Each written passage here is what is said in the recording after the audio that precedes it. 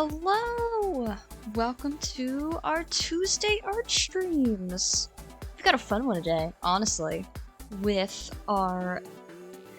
with it being our third week of the month. That means that our specific Tuesday is now for, like our third Tuesday of the month.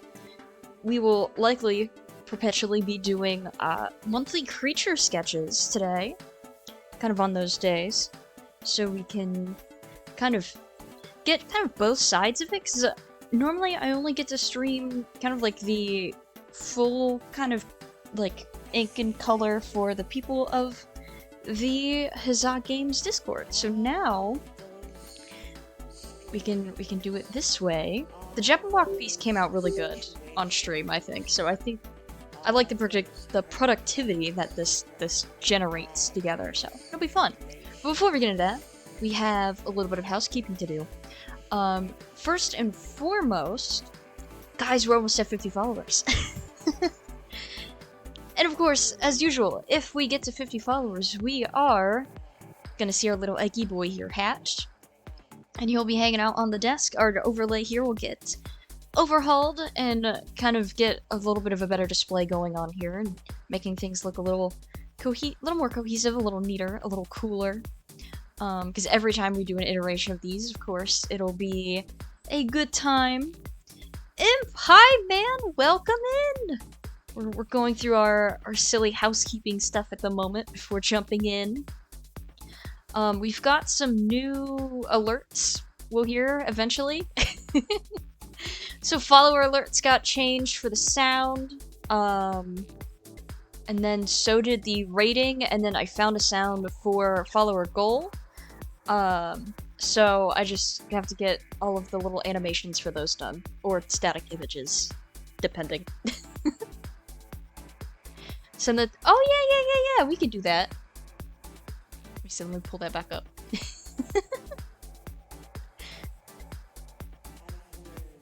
Damn follower goal, I need to do that. Hey, they're good things. They're good things to do.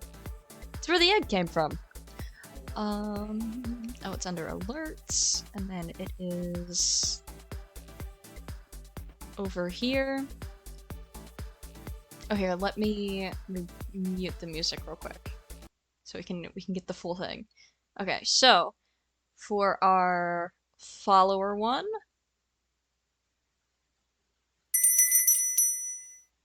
DJ Red_3 entered the Fey Realms. Oh, that's right, it says my name when we do test alerts. So that's our follower one.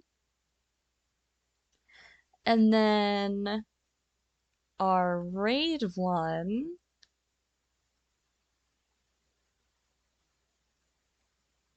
is a little more dramatic.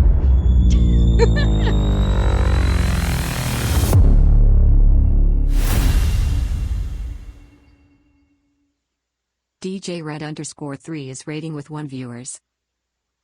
Very dramatic. I like the idea of raids being like physical raids, so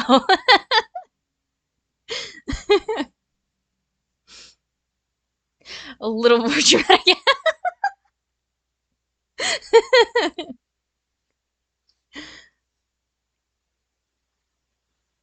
Yeah, that's part of the overhaul that I'll probably end up doing for when I fix this. Because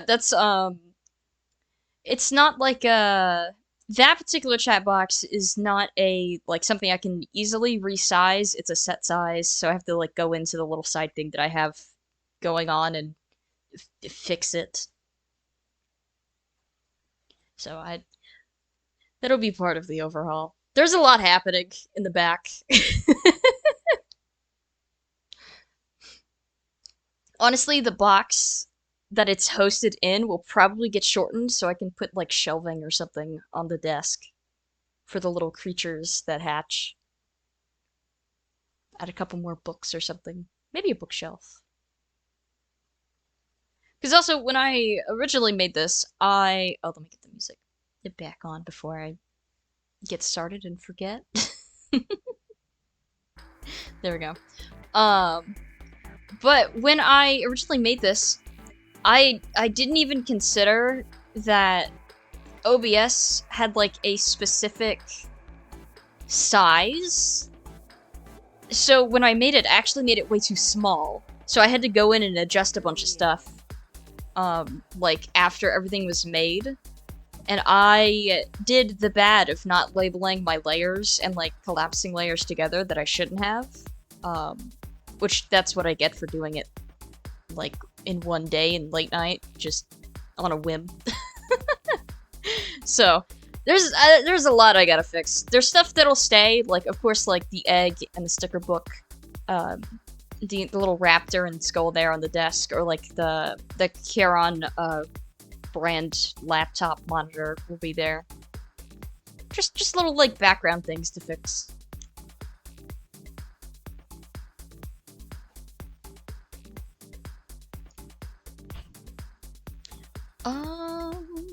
Was that all of housekeeping? I believe that was all of housekeeping. If not, I'll probably end up rambling and mentioning it. Whatever it might be that I forgot.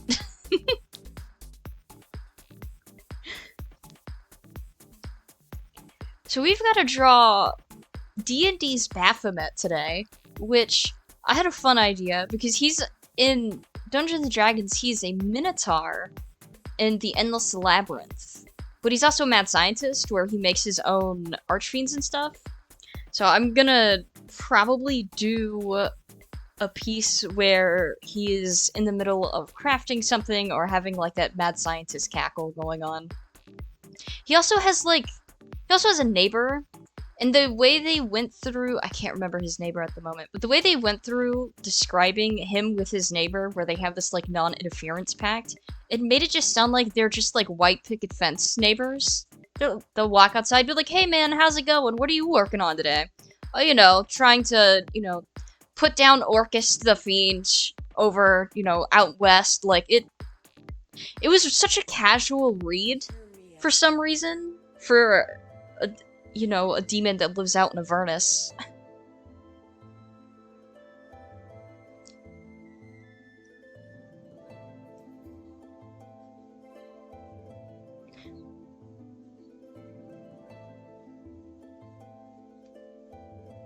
It's definitely something.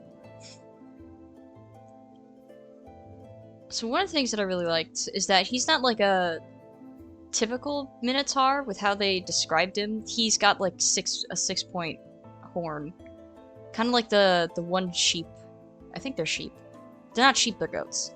But there's like this there's a sheep, and they're typically an all black colored sheep with 6-point horns on them.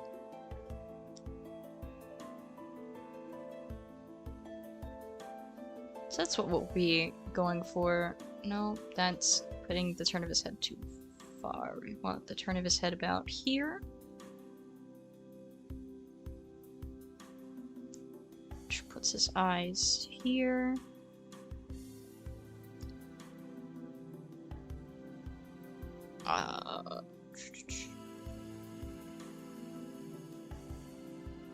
So we have the other side of his chin, his jaw. His jaw actually goes a little lower. So his jaw goes about here. At the moment we are just getting our underlayer in with all of our different guidelines to make sure everything reads right with how I'm imagining it in my skull.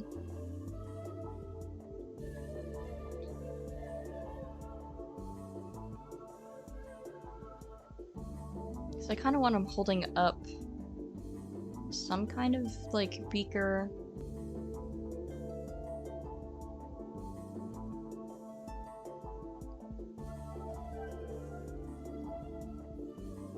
I've made it look like his other arm is holding this beaker because of how it crosses over his shoulder. One moment. So I figure out what I did wrong.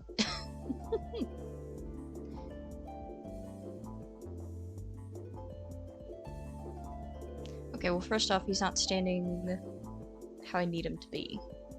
Because his chest, he would have a wide chest. Of how he looks. Which, here, let me grab my reference, throw it up so everybody can see what he looks like.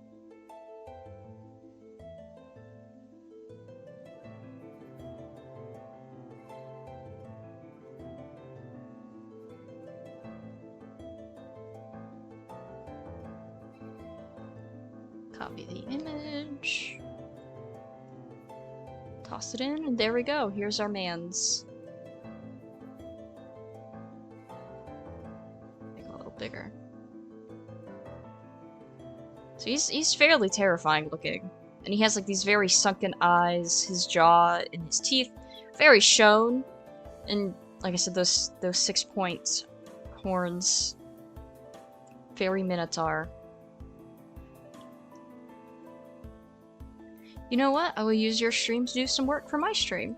Hey, dude, that's what I do. Or unless it is Rogue Trader. When you're streaming Rogue Trader, I'm heavily invested now when you're playing Rogue Trader. When it comes to Stellaris, I still have no idea what's happening, so typically I'll do some sketching in my sketchbook. Fuck yeah.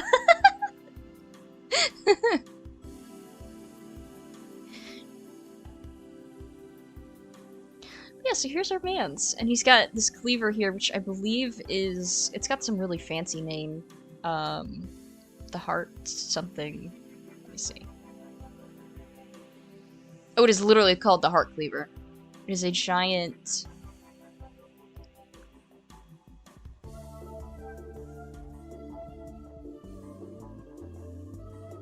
Bardike? Something like that. Spelled funny. Hope you can be around for the next start of a Stellaris campaign or be part of the race creation or RP parts. Might be more interesting then. Ooh, maybe. I do my very best to swing by your streams because they're both very fun and they're just a good spot to hang out and do stuff. Yes, apply transformation. Now we hide this back.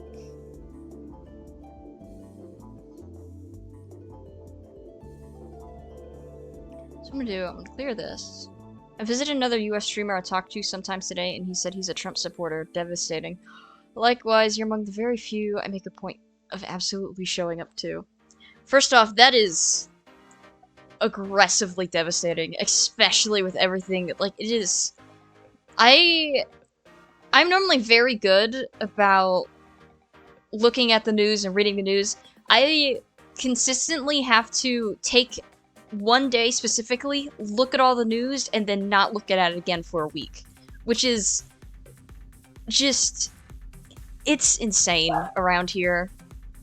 But I appreciate that I'm also one of the ones you make a point of showing up to. It's a good time, man. Also, I apologize for the dog. On the Sunless Sea stream, the viewers are like, dude, you know what you should do? You should do a... When you get affiliate, you should do a Clyde barking emote, so when the dog is there, they can just spam chat with Clyde dog barking. It's like, you know what? It's a good idea. So that'll be a thing eventually. Some cute Clyde emotes.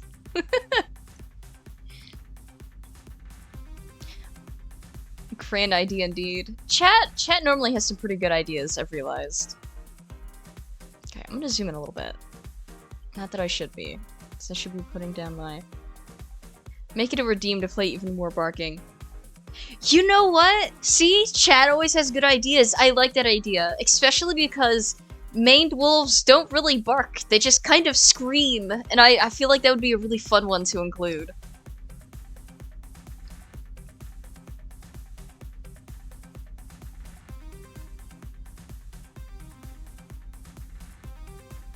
Okay, so he's got more of a squarish face, so I need to put that in first. And then his eyes, very sunken in. It's very likely I'll end up changing my concept as I go about doing this, at least to some degree, as I try and figure out how he... Does he have ears, actually? Yes. they're low. They're about here. His ears are back here.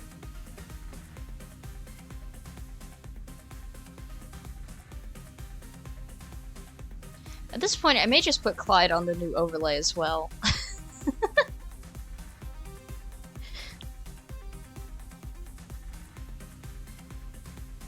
Okay, so that's his face.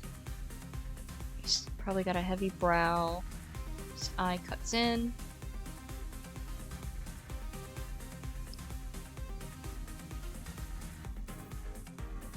Move his eye over.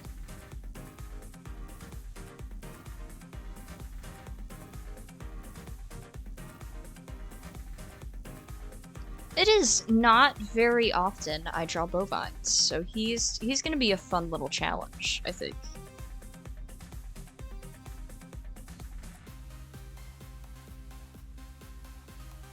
He's got... I gotta keep in mind, he's very skeletal looking.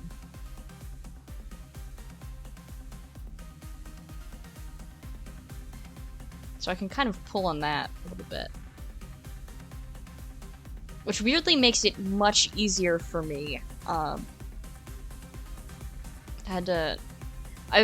quite a few times have had to do like very skeletal studies or studies on skeletons. So it's become part of this thing where that's how I understand how something works, is starting with the skeletal structure first and then kind of building on top of it.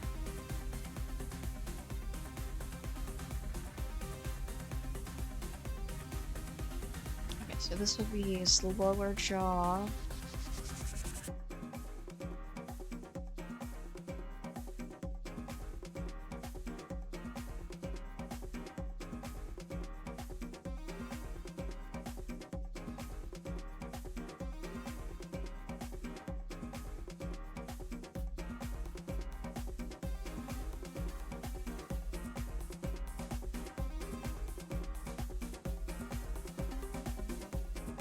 Get his lower teeth in.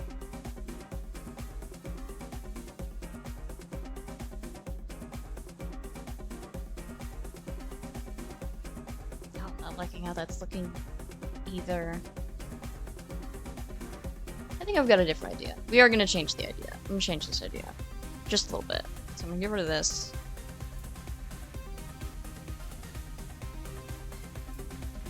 Take another look at him. I don't do something with his cleaver.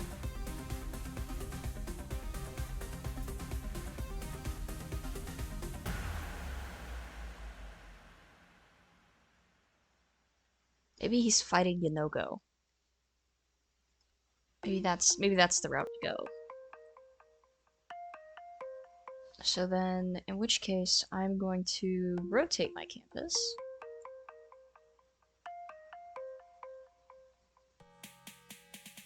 There we go. It has been rotated.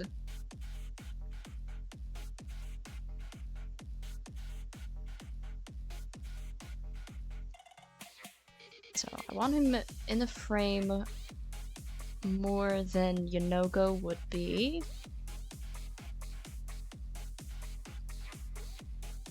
He would be looking about this way.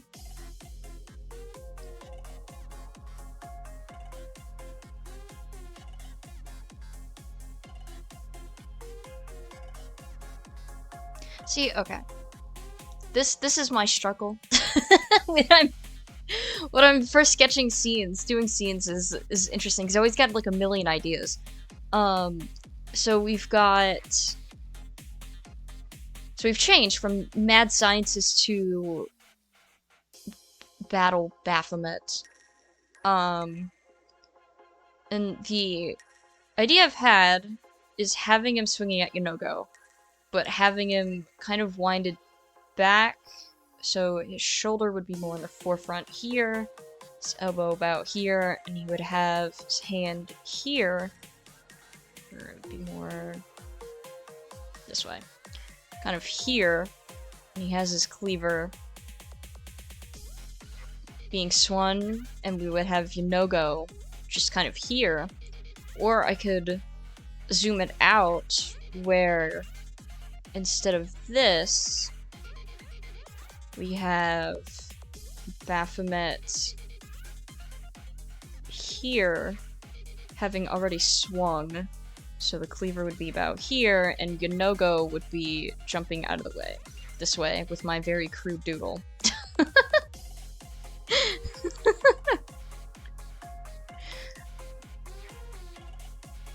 There's so many options when it comes to these.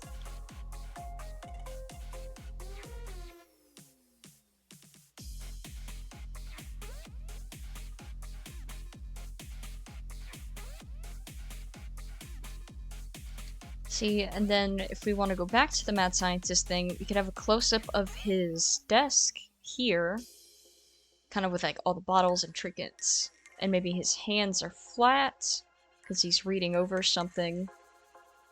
So his hands would be here. We'll trail up to his shoulders. Give the paper. And then his head would be kind of lowered as he's reading it. So you would have more of this look of him looking down at it. With his 6-point antlers.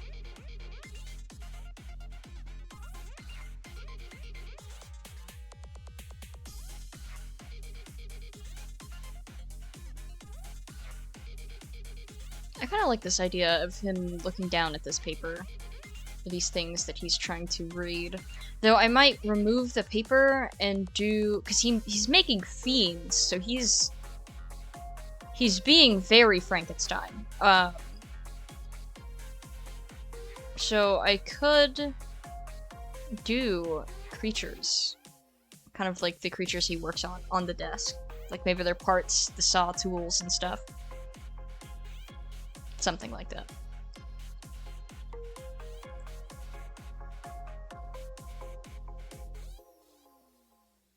I think that's what we'll go with. We'll start that direction and see what happens.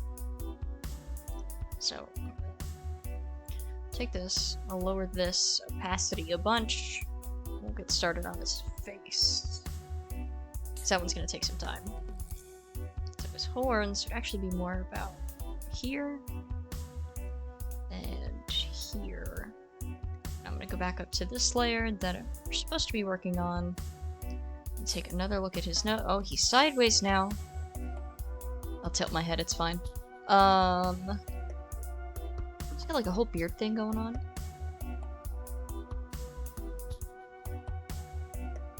So, got...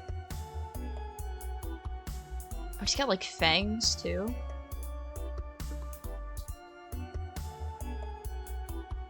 Alright. So... Hang on. How are his eyes sunk? Ah, okay. So it's not that they're sunken in, it's that his horns start on his eyebrows. Okay. Good to know, actually.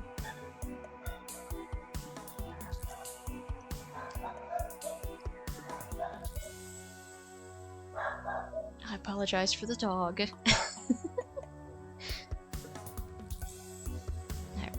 so how's his facial structure?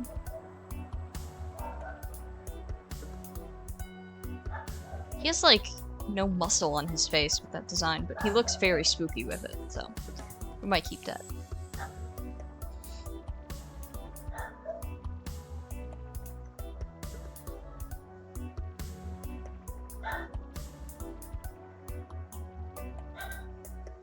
So, take...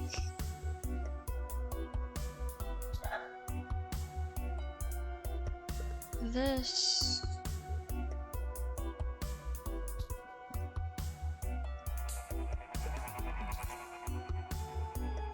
No, we need a smaller eraser, so we can...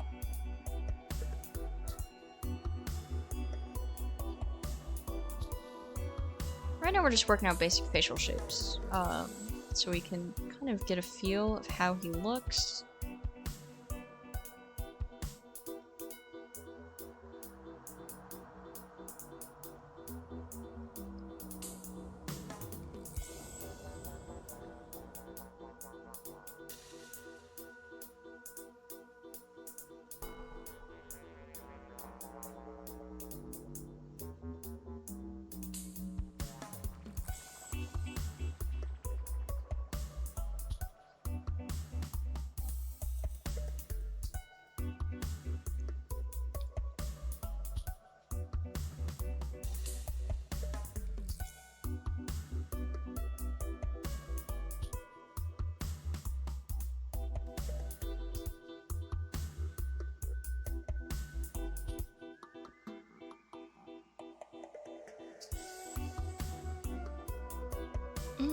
See, I don't know if we'll keep this concept either.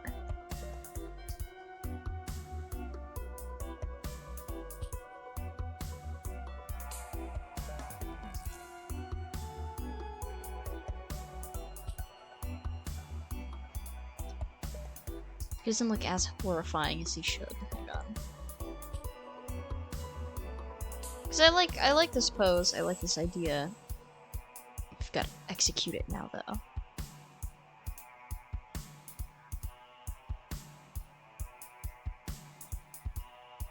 And executing what you got in your head is always a little bit harder than it should be.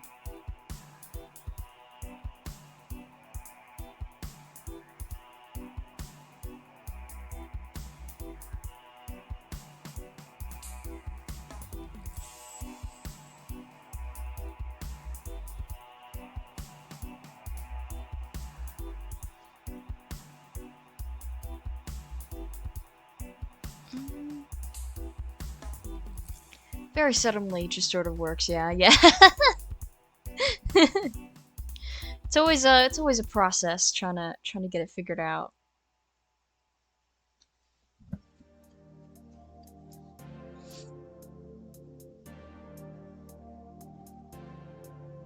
Okay, let me do this. Let me sketch out his snoot.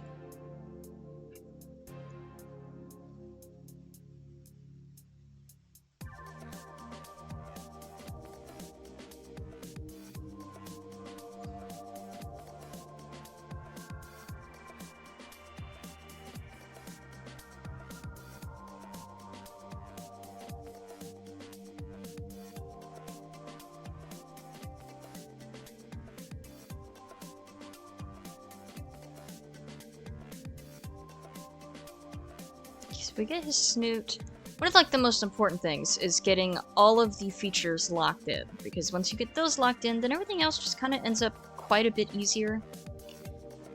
But nobody wants to completely lock in features, because there's like, okay, but I could also do this, and I could work on this, and hey, what about this idea? So it's one of those things where you gotta like force yourself to slow down and be like, okay, I've got to do this first.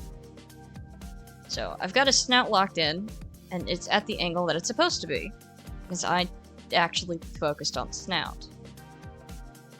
Oh, speaking of which, a bot! It's been a couple of streams since we've had one of you freaks in here. Let me go throw the bot out. Hang on.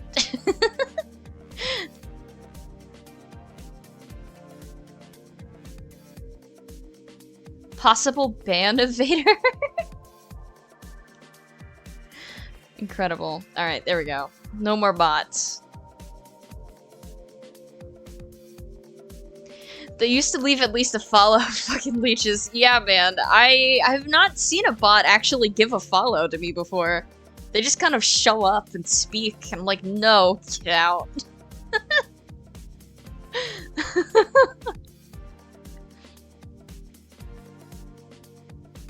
What do they get out of, like, showing up in a chat like that? I'm curious.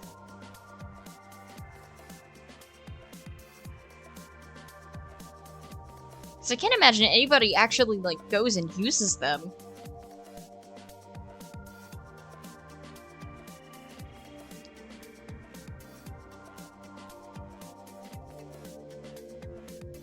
Yeah, so I will likely follow your example and step into the not safe for work content creation. Fighting though. Ooh! No idea, must work some % of the time or they wouldn't do it. Yeah, that's fair. But that's awesome, dude! Congrats!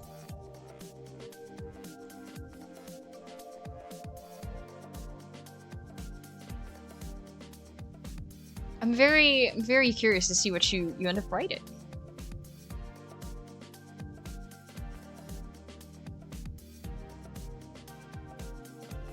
Oh no, his teeth right there, those are not his canines. I'm smart, I know where the canines are located. They are located right here.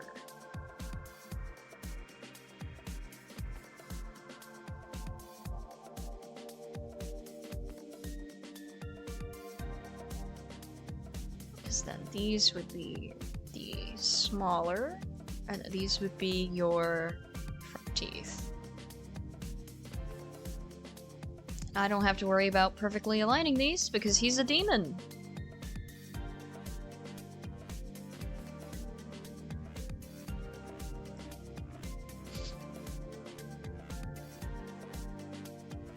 So let's see.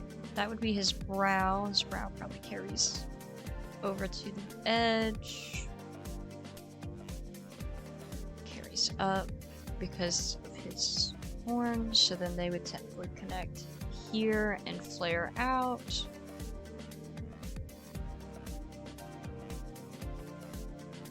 So the top of his head would be here because he's a bovine goat thing. He would have kind of a head divot there.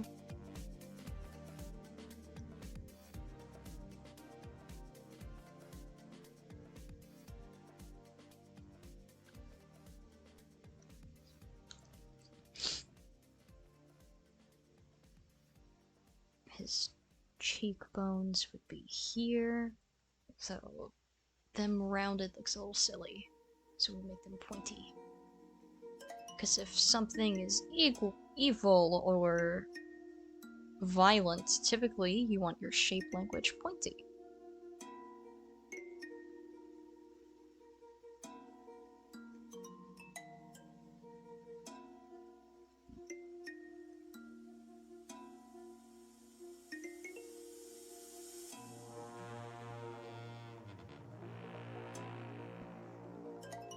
So let me do his lower teeth, because you would see kind of the lower edges of them. I am gonna make his other set of canines pointed and kind of show up. I'm not sure if I'll associate it with the impure thing, but I'll see. At least I got plans for plans, not just concepts of a plan. It's always good to have plans for plans and not only concepts of a plan.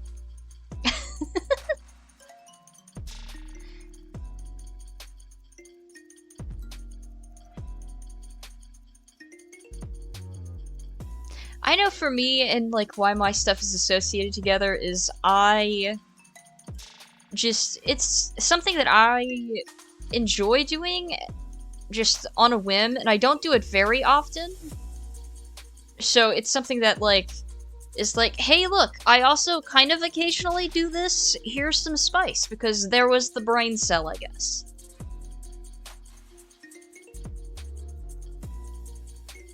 I know some like just creators in general, for not safe for work stuff, they will still separate their accounts though, because of like audience discrepancy. I don't really need an audience discrepancy because all of my stuff kind of ends up working around to itself. All of my stuff works in a circle for the most part, so.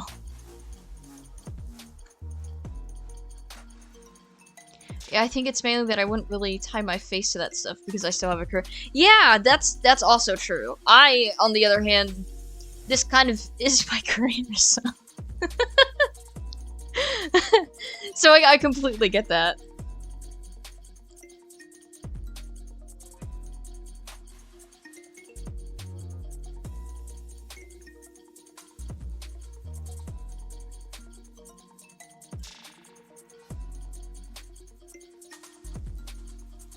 Once it is my career, I won't mind anymore. Again, that's totally understandable. Well, I should reiterate, I am trying to make this my career. That's the goal we're working towards. Oh my god, I got his features and, like, a good artist, and I've done it. Now I have to do the rest. You got this. Thank you. I do need to adjust his cheekbones a little bit. They're a little more... They're not protruding in a direction that is the right direction. So let me fix that. So let's see. You have a brow, which comes to that.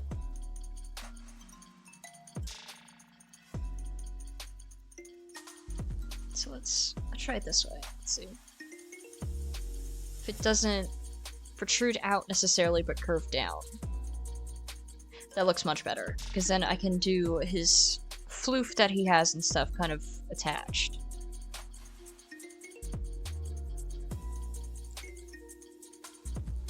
Do I want to do his 6-point horns? Probably, so they're out of the way, but I would do them on a different layer. However, he's kind of fluffy,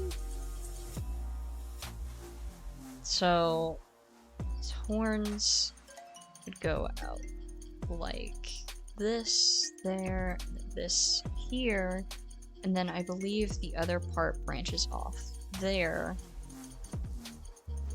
And then I can, let's get that one drawn, I can just copy and paste it and reflect it. Because that'll be easier.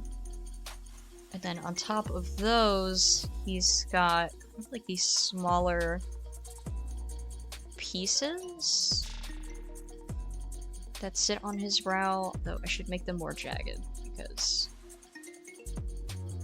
demons are kind of pointy.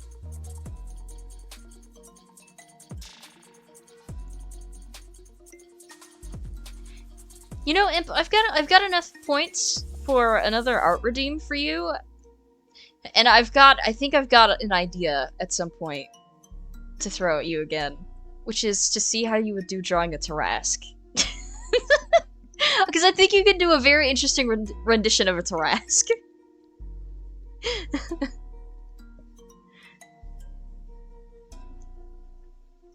I'm gonna get his eyes in real quick. Or at least not his eyes, but like his... the sunkenness, the sunken nature of them.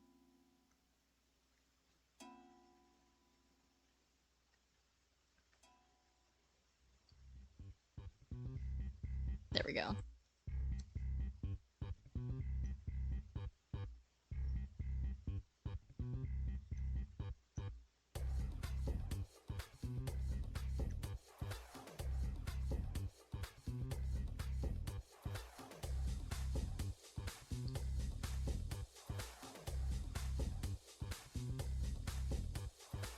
We're looking good. We're getting places. Okay, so we have got to... we've got to get his food in. I'm gonna keep working on these little details until I can appease the brain cell for him.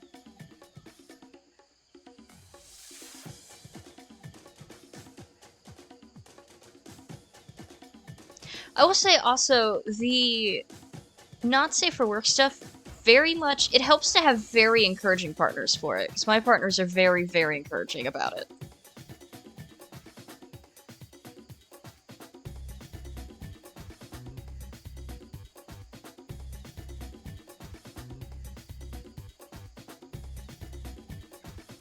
How would I have to give the illusion that his neck bends. He's supposed to have his head lowered, and when you have your head lowered, it does sit in your chest about there. Though his shoulders would come off more like this.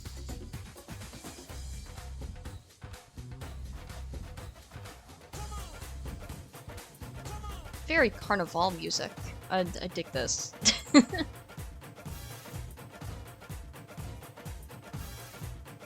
I might actually... no, I'm gonna raise his head a little bit.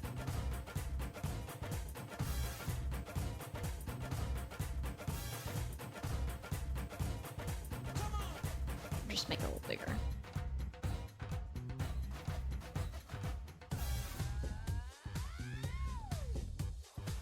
Okay, does that work for us?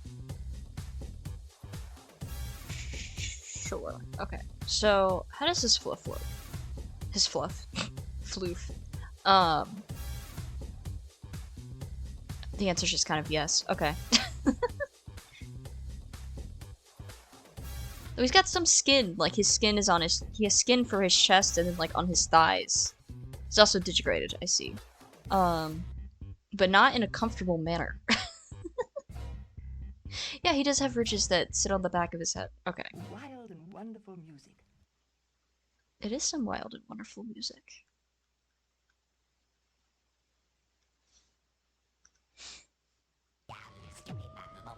And we have aliens now. Okay, so he's got... This piece could easily become the favorite final track of a disco evening just before.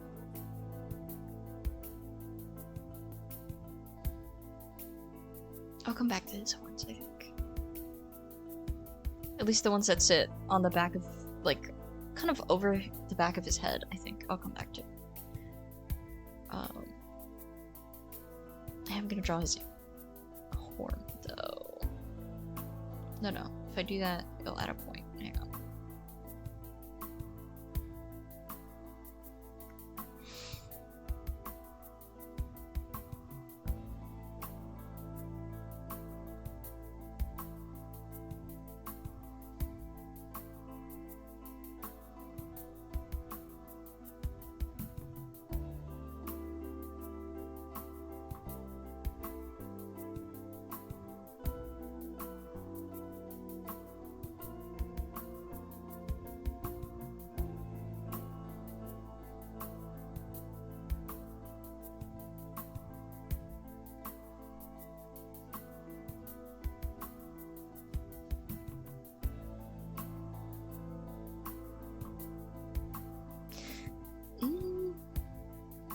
Oh, what could be interesting is twisting his horns. Twisting them up a little bit. That might give an interesting look. Or it might look bad. It's time to find out. However, we've got to get...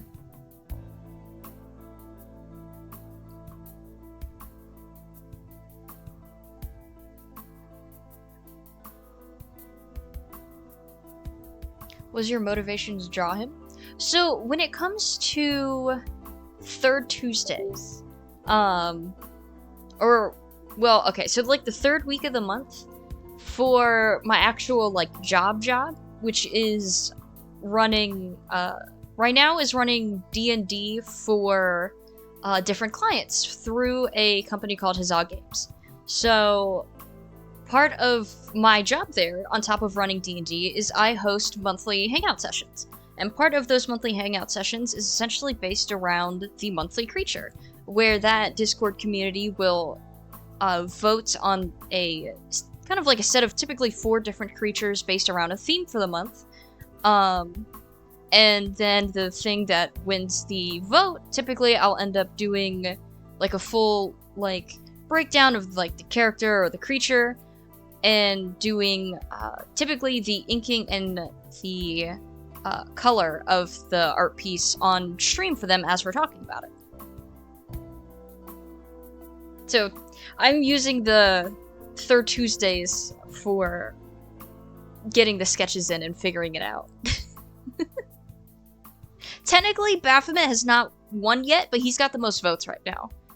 However, it's really close this month. So it's very, if it ends up changing between now and Friday, I'm gonna have to do a whole new art piece. But I'm pretty sure Baphomet's gonna win. Their theme for this month was, we're doing modules. So last month was Wild Beyond Witchlight, which is why we had the Jabberwock piece. This month we're doing Descent into Avernus, and their choices were the Narzugon, Baphomet, Yinogo, and then the Maragon. The Narzugon is a armored horseback rider, and the horse is like fire and brimstone, and it's wild looking. So I was like, the fact that I got so close between that and Baphomet, I was like, please be Baphomet, because the other one would have been really, really hard to do. It would have been really sick how it came out and doing like the shading and the shadowing for like armor and stuff. That still would have been tough. So you professionally DM, that's so cool. Can one live off of that? I think if you do it differently than I do, yes. However, so typically I have sessions, I've got 2 sessions, and then, that are like 2 separate campaigns that I run, and then I've got, one more that I'll be opening up in May. However, the details of that one are super secret right now. Because the system and everything that one's based off of is for like the company that I work for. They roll out the games in like seasons. So their first season was D&D, their second one was Star Wars Edge of Empires, and then they have their third one that they're releasing in May. So my new campaign that I'll be opening up seats for and eventually advertising seats for will be based on that third season. But technically, yes, you can. I've met people who actually do professionally DM, and that's they live off of that. And they might, work for a company like I do, or they might work through, what is it called? Start Playing Games. That one is very much a very freelance-friendly website where a DM can, like, go through their onboarding process and then start, like, offering paid seats, and be paid as a DM, and they have a pretty good process. That's not something I work through, because I haven't got to that point yet. Also, I'm a forever DM. I don't necessarily want to... I would like to do art professionally permanently, is the point that I'm trying to make nicely. But I do really enjoy working for Huzzah Games. They're a lot of fun. They're a very small group, very small business, very small local business, I might add. Because they do in-person sessions too. They're just 3 hours north of me. So I cannot do their in-person stuff right now. I've not yet gotten to that point yet. Why? For DMing-wise, I love DMing. It is a great thing. It is not something I want permanently as a career. I can very confidently say, because I've been, we've talked about it a little bit before, where I've been a forever DM. I've been DMing for almost 10 years now, and other than I've been a player 3 times in 10 years. So I can confidently say I'm probably very burnt out from DMing. So it's not something that I would want to do consistently professionally. With Huzzah Games, I'm only running those sessions once a month, so each campaign has like a specified day each month, so we're not fighting scheduling conflicts. So like my first group, they meet on the first Fridays. My other group, they meet on 4th Saturdays, I believe. Yeah, 4th Saturdays, and then I run the monthly creature on 3rd Fridays. And at one point, I was running 3 different campaigns at one, like, all together, on top of monthly creature. So I'm a little tired for DMing, and definitely burn out a little bit. So I can kind of confidently say that. However, I do really enjoy DMing, so it's like a win-lose. I'm very tired, but I love doing it, so it's hard. And I always have a bunch of world-building ideas. As far as art goes, that I would love to quite simply move into being a freelance illustrator, artist, whether it's concept or comic art or what have you. So that's also part of, like, the streaming thing, is also trying to push more towards that and trying to, like, get through that wall, because there's always a wall for freelance stuff to kind of, like, get through and break down. So it's just a matter of, like, building that up and getting there. If that makes sense. I get on rambly tangents, and then it just goes, and then I never know if I'm making sense.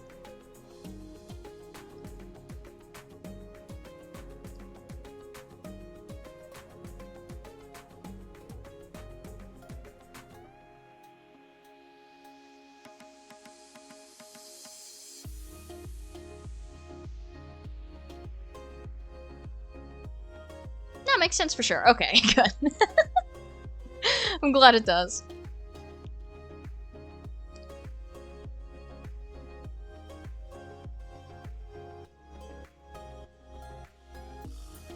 saw a thing recently from an artist who does do freelances professionally, and they're like, you have to be annoying about it. You cannot be scared to be annoying about the things you're promoting and selling. And I'm like, okay. So I've got to figure out how to be more annoying about what I'm selling, I guess, commission-wise.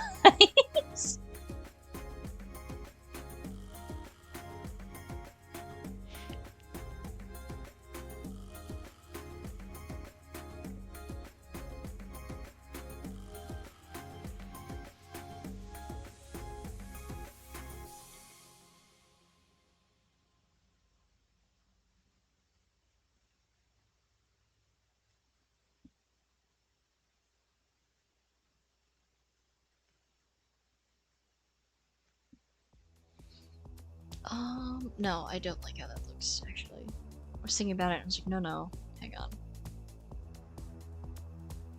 Because you don't want the viewer's eye to get trapped in somewhere. It's not a good thing to have happen. You have to be mindful of your white space.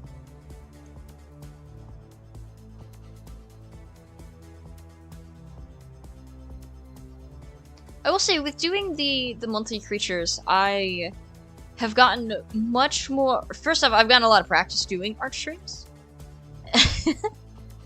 Because I've been doing those maybe 3 years now. So I've got a lot of practice doing art streams, which is nice. And then it's helped a lot with... I'd love to throw more commissions your way, but I keep an eye on my budget. If I were rich, I'd probably just want to keep artists like you going. Like, give you a salary and just let you go nuts. Ah, the patron tactic. Renaissance patrons. Dude, I would kill to be just a pet artist, which is like the weirdest way to put it. This is the only way I can ever think to put it. Because during the Renaissance period, you know, they had artists that were just functionally like, that's how they lived. They just had some random stranger, some person or whatever that they maybe kind of knew or met a little bit, and they liked their art so much that they were like, I'm just gonna keep giving you money, go wild. Yeah, I know. Yeah, I would love nothing more like that. Court musicians, court artists, etc. Yeah. Or like people like Michelangelo, like that's how he was. And it just, yes.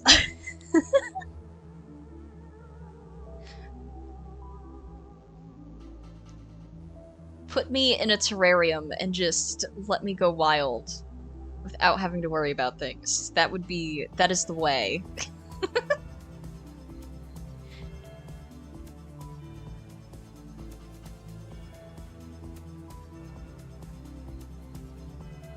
I don't like the way that looks either.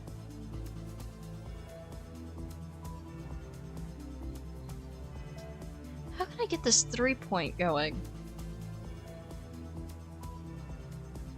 Well, I can get this third one in, actually.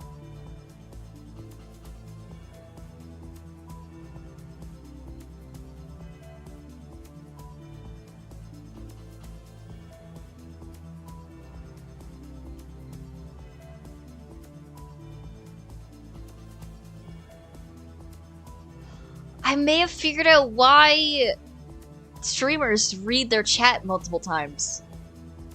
So, I don't know if yours functions like mine functions, where you have like a sidebar and then like the chat occasionally scrolls up.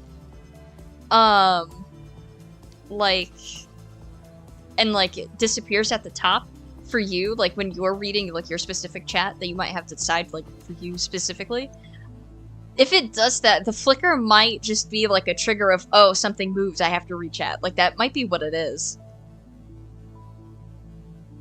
Oh, our government has voted and passed a bill that will allow us to take on debt, including debt to finance infrastructure.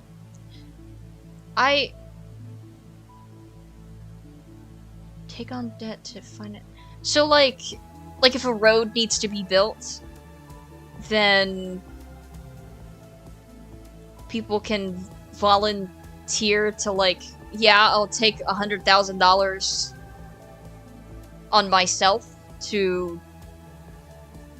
I imagine a road is cheaper than that. Or it's more expensive. One of the two. But like, just like a general thing of like... You can drop this... Germany has a clause in the constitution that we basically cannot take on federal debt most of the time.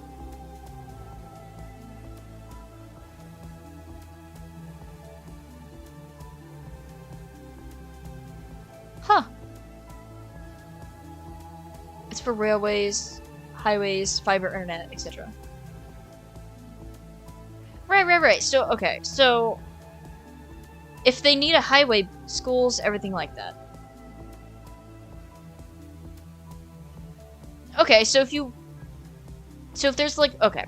So if a school needs to be built, they're telling you guys that you can volunteer to take on debt to help pay for it?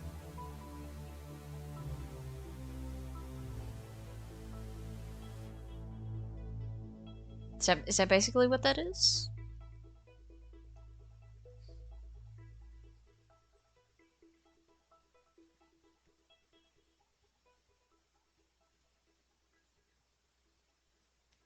Now, the federal government cannot just add debt to our federal budget.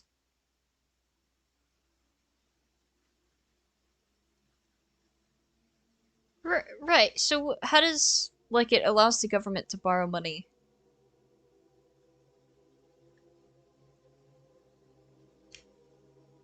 Hold on. Now I have to reread to make sure I'm understanding.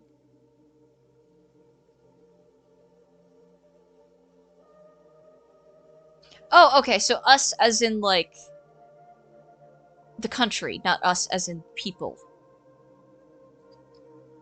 So your government... Okay, so your government can finance... Can get... Huh? I'm trying so hard to understand. I wanna... So...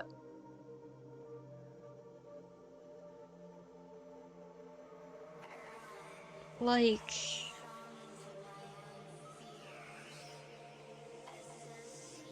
I had a way... Okay, so the US government is $3 to $4 trillion in debt, right? Yes.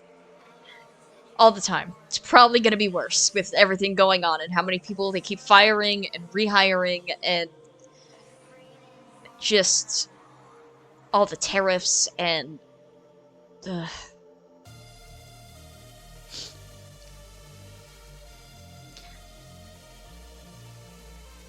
not to mention how much money ICE probably costs to run. Not that they care. They're just gonna keep using it anyway. Good. Germany isn't allowed to just take on debt like the US can.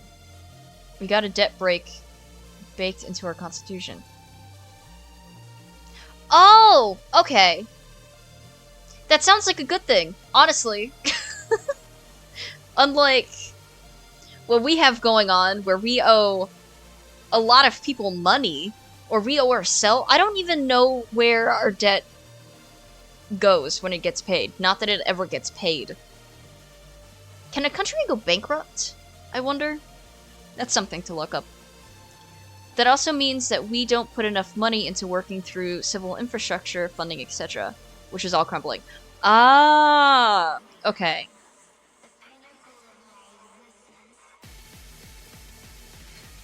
I see. I gotcha. So then...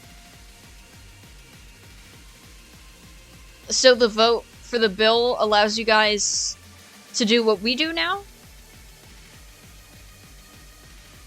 Which is take on an aggressive amount of debt to fix things? Or, well, I can't really say America fixes things at the moment. But you know. Basically, yes. Oh, okay.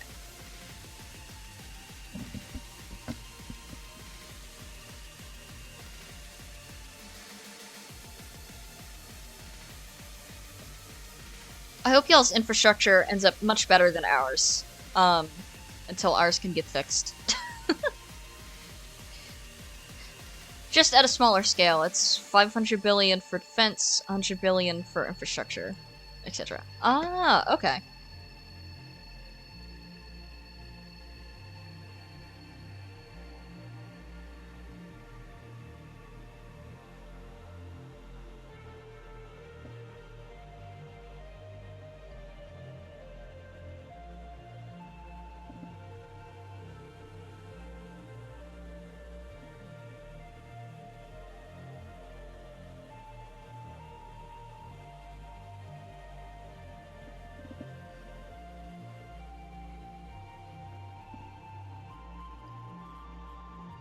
Okay, he's got 2 points, but I need to extend this point out.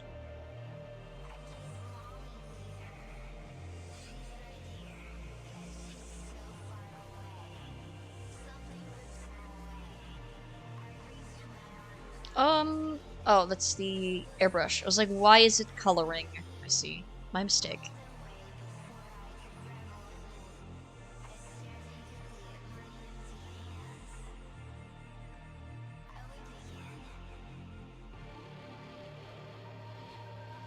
Oh wait, no. I like the way that looked. Hang on.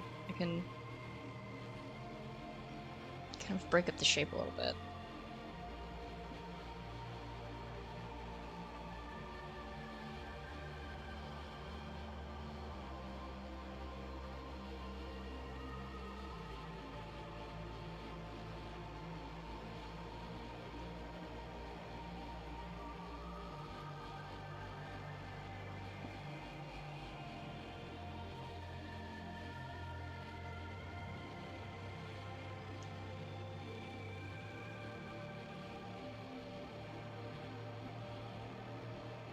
I'm just perpetually fascinated by how other countries have built themselves or function, because it is so vastly different than the US, and it's not like we learn very much about other countries.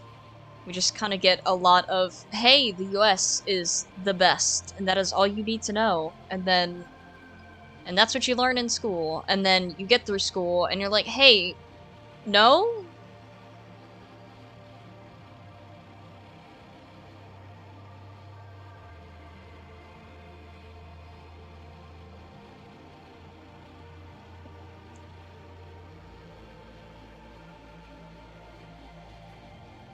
I don't know if I like how... US needs reforms, yeah. Main reason USA #1 is unfettered capitalism. Ah, yeah.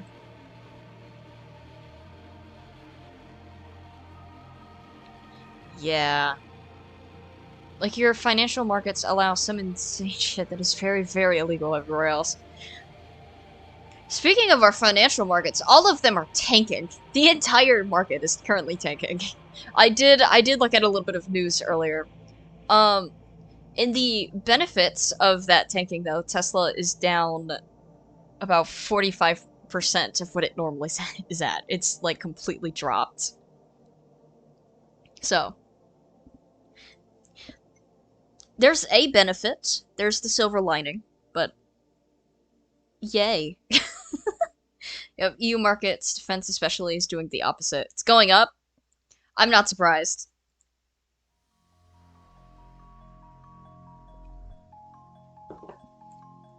Tesla has lost 6 months of gains in a 2.5 months. Hashtag winning.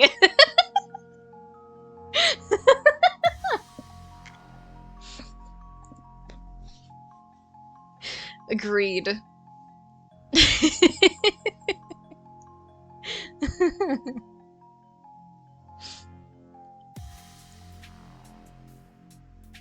Gotta get his other point in.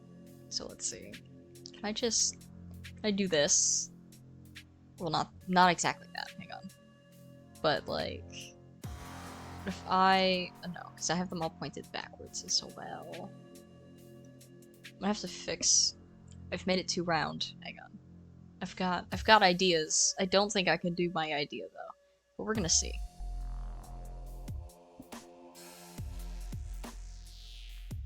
So this kind of needs to have like some secondary. His horns kind of need like some secondary bass on them. However, that might be my issue for doing concepts, or it might be a good thing. If it doesn't look like it'll work logically, it doesn't stick right in my brain. It's like, no, fix it.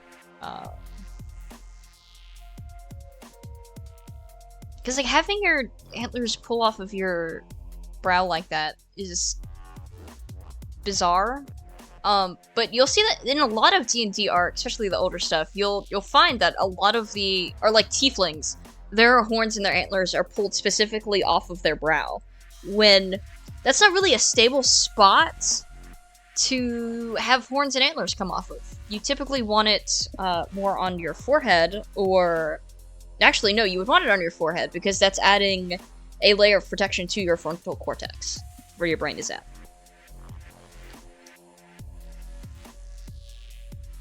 Hardly even a stable spot to put your eyebrows. Exactly!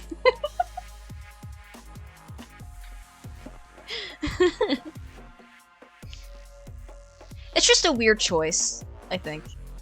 I'm keeping with it though. I say,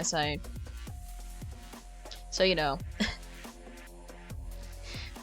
But I would like to keep, I try to keep as close as I can to the designs that Wizards of the Coast has put out.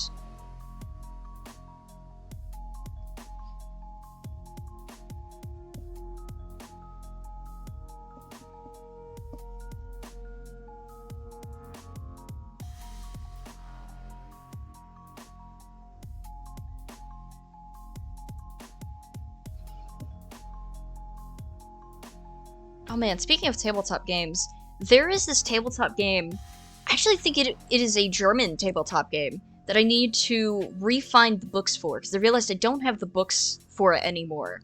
I don't even remember where I found the books. It was a White Wolf, or it wasn't originally White Wolf, but White Wolf picked it up and translated it. And I believe it is called Angel. So Angel, but spelled with an E. And it has this really cool, like, future apocalypse system where you play as, essentially angels, but in a very,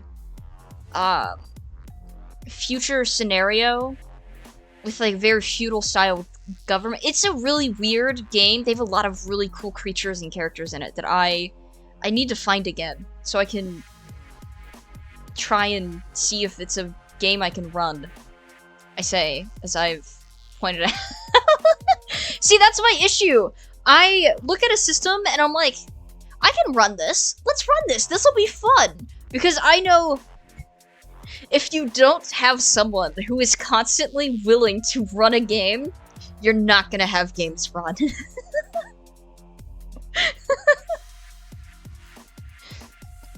But I gotta find Angel again at some point. It looked really cool.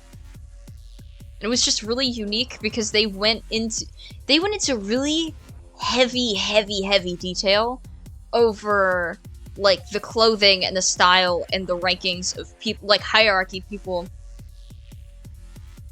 Yeah, I've been DMing my campaigns for over 2 to 3 years now as well. Oh, nice! By the way, Angel is just our word for angel. Oh, really? Dude, that's cool. So they kept the German name, and... Dude. I like that they did. White Wolf, especially older White Wolf stuff, is always really iffy on how they handle, like, cultural exchange stuff. Because sometimes they do it really well. And other times, they do it really bad. Angels seemed like one where they did pretty okay with it, so I'm assuming. But it's definitely one I want to try and find again. I know it's a book I found online, and it has, like, on top of it having, like, a book, it has, like, multiple books and a soundtrack on Bandcamp, I believe. It's either Bandcamp or SoundCloud, one of the two. So it's not on, like, Spotify or anything, so you have to, like, dig through the recesses of the internet to go find it. But it was a really good soundtrack that they had.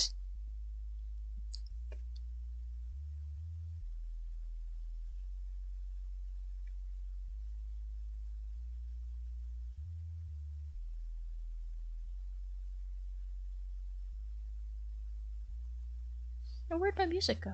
Speaking of...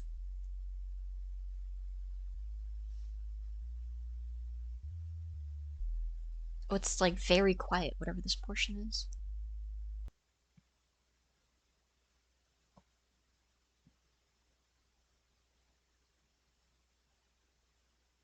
Where'd it go? Now it's up playing. Do I need to refresh the page? If I refresh the page, it's gonna be loud briefly. Apparently I need to refresh the page. Okay. If it gets loud, I apologize. Because it resets the audio. There we go. Okay.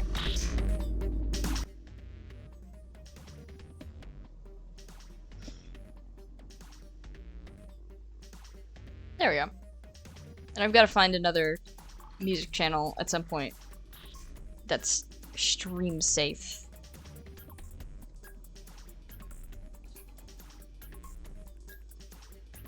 Because my gamer one did not end up staying safe.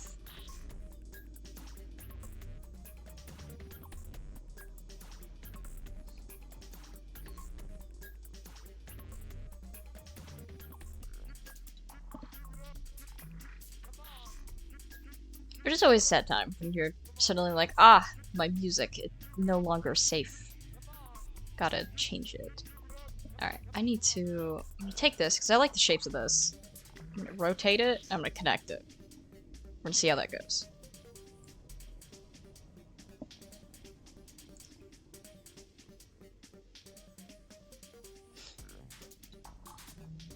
I'm gonna take this, and I'm gonna twist it. So it some variety.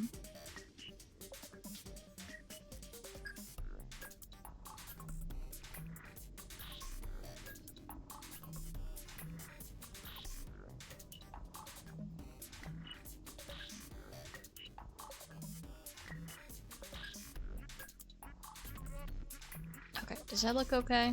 That looks fairly okay. So then I can go swoop for his eyebrows. His antlers that I said I was gonna do on a different layer and then proceeded to not do on a different layer. Yes. Every time. It is every time. Okay, so now we flip this horizontal. We drag it over here.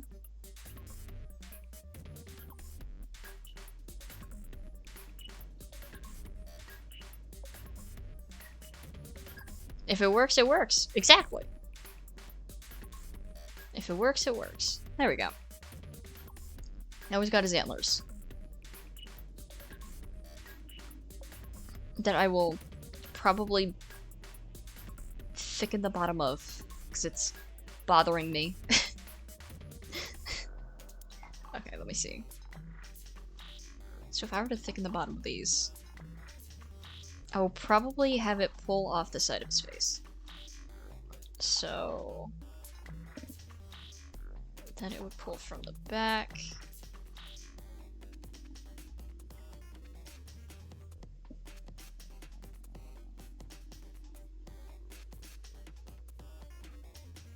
That's a little better. And then because of shading and things, it'll probably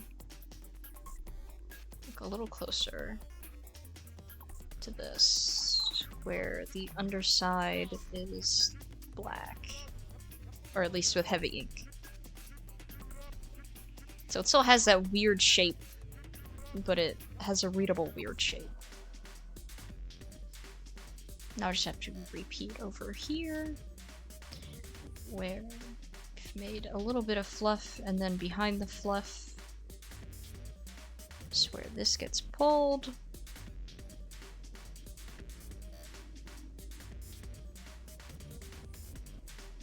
Then I can fill in so I know what I'm doing, so everything can look pretty.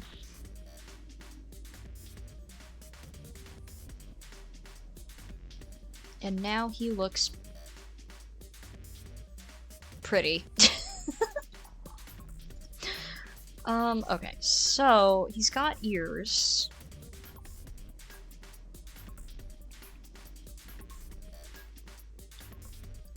So I'm gonna give him his ears.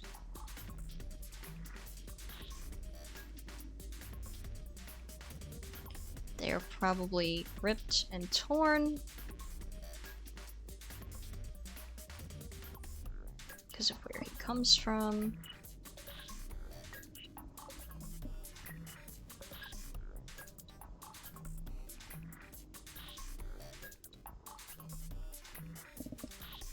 Let me see. Does that read okay? No, it does not. Let's see. How can I get his ears the right way? Because it is where his ear. Hang on. Let me. Okay. I'm gonna combine these, and we're gonna do our next layer so we can not accidentally erase anything.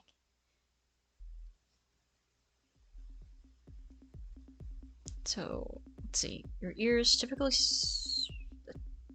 So the issue is that his ears droop down, so it would be the inverse, where the top of the ear, or well, the bottom of the ear would connect here,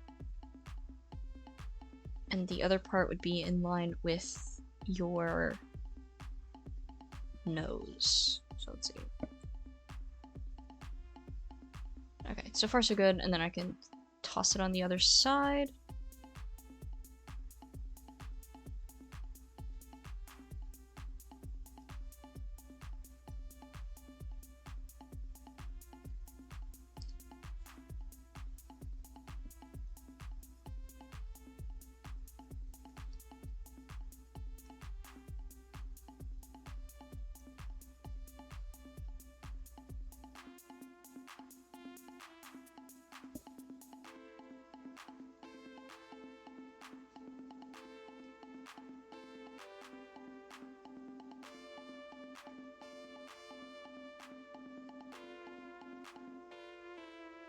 Get his floof in on his ears.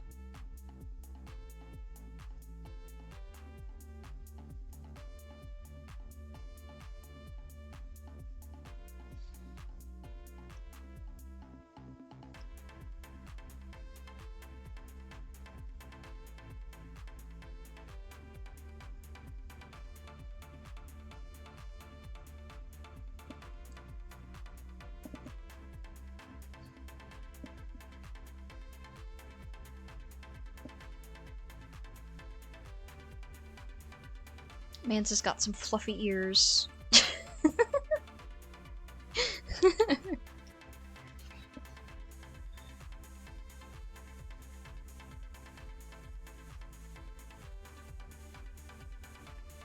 So, let's see. I am gonna add a little bit of stretch skin for his teeth real quick.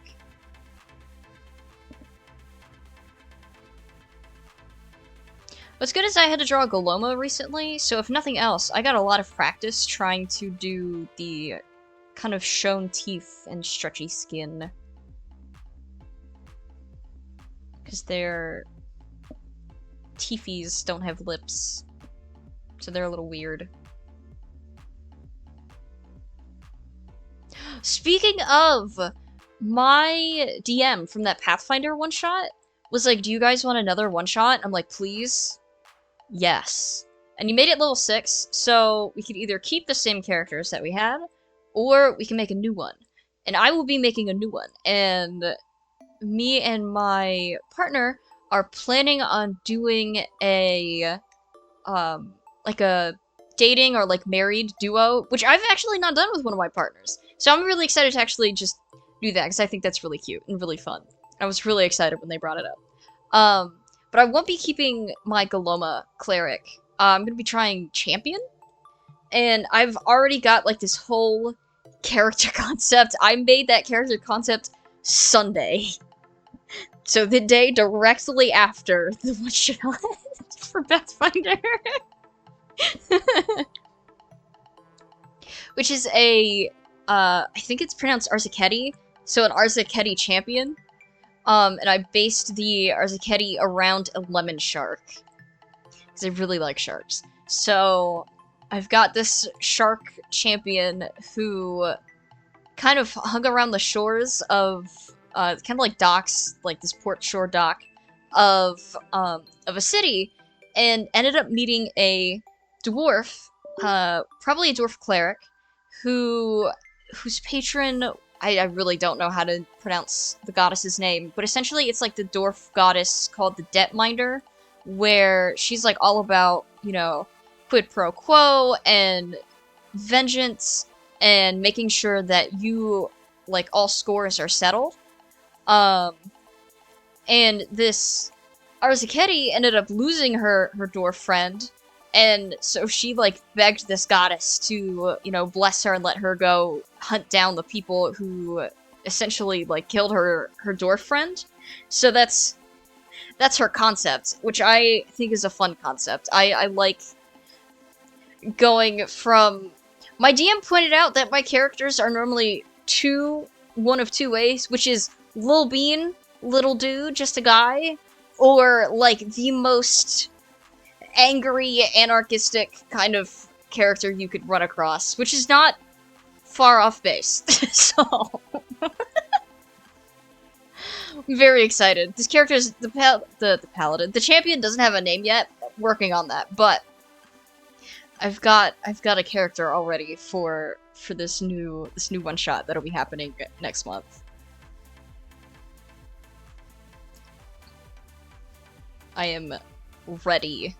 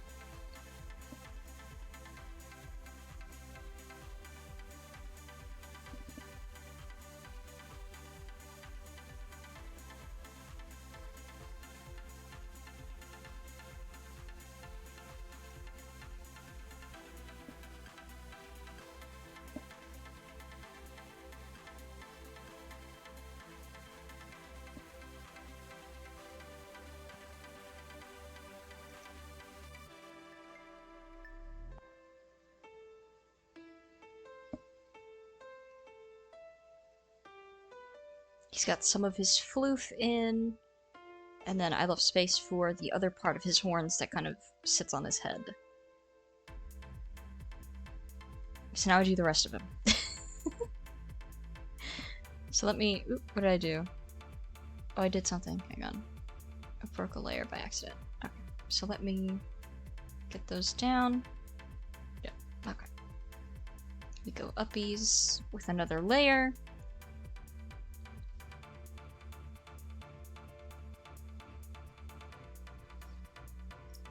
And we get his chest in.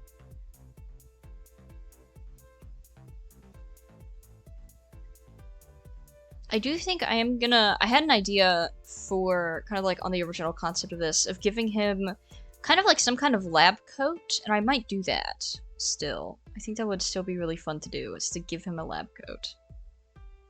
Because just because you're in Avernus doesn't mean you have to be unsafe with your scientific practices.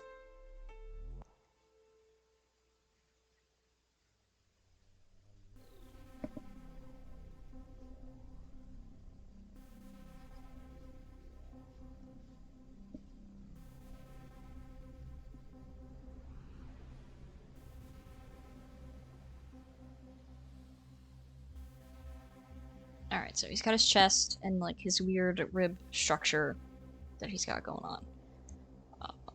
Which I will... Your sketch is coming along nicely, though. Thank you!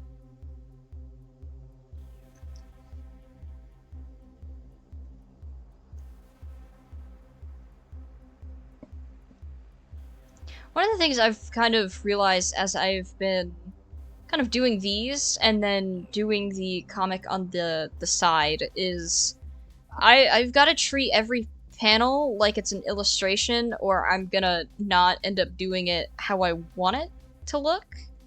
So then my struggle just comes from me having to figure out panel formatting a little better. So, but I think that just comes from practice, so we'll be fine. We're gonna get there.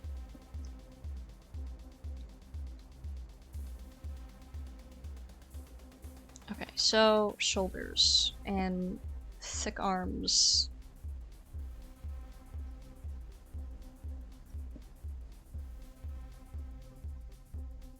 He doesn't know where that his arm... Or, well, no. Okay, so that's a shoulders, forearm. So you would have your arm kind of like... No. How would you arm? Hang on. Arms and legs, man. Hands are hard, but you can kind of guesstimate a hand. Arms, though. Arms are hard. That's my struggle. That's... There was a reference I had, and it poofed. What is the...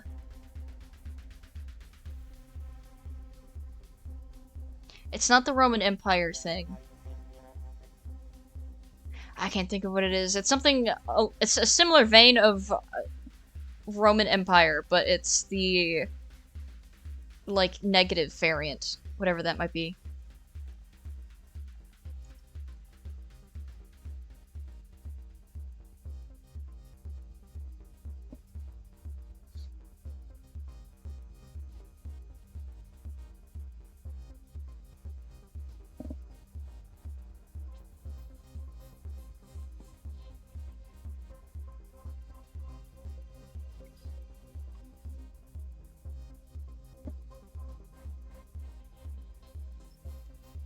I forgot, I didn't give the man his armpits, and you need those.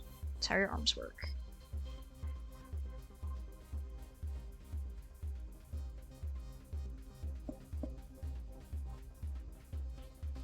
Especially when you've got muscle structure.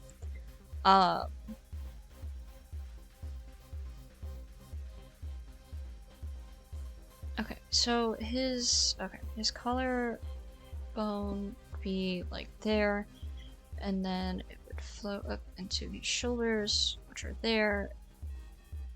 You've got the dual.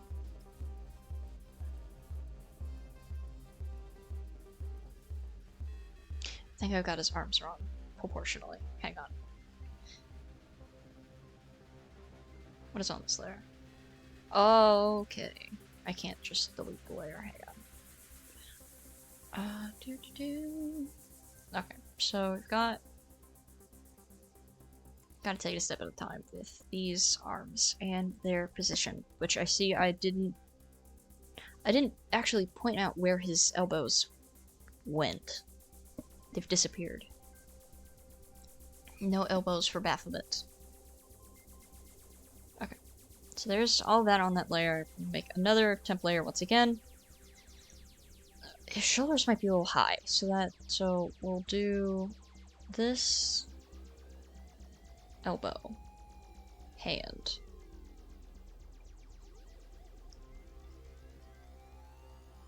and then shoulder, down, elbow, arm, hand.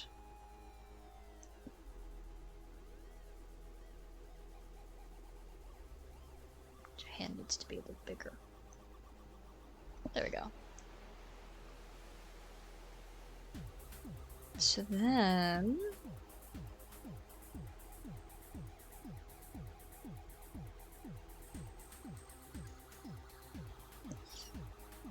Man, imagine meeting mad scientist Baphomet in a D&D campaign, and the poor guy, or your poor character, is just staring him down as he's looking at you like, ah yes, more meat for the new experiments, let's go. That's objectively more horrifying than the concept of Baphomet being some, like, violent beast. So props to props to 1E of D&D making that a possibility for everybody.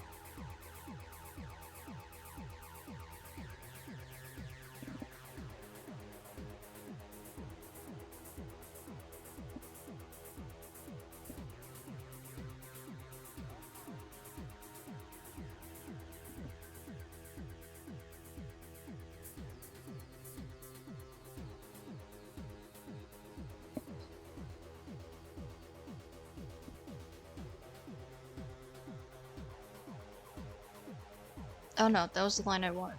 Wait, go back.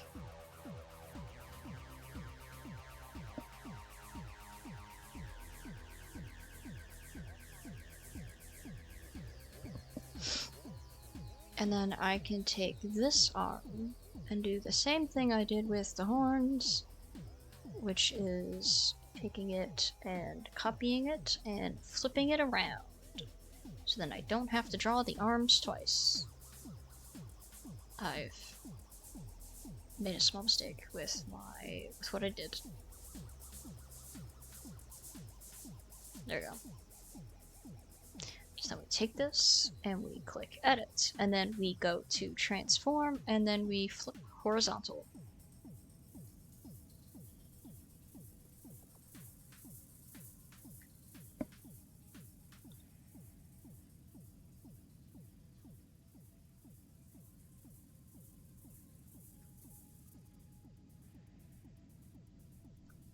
And then we bring his shoulder down a little more.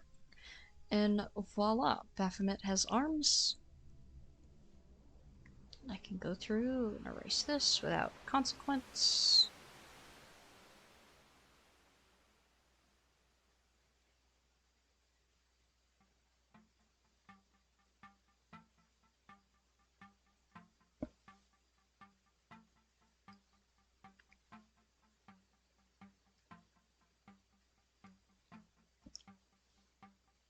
Alright, so I'm going to save very quickly, because we've made progress.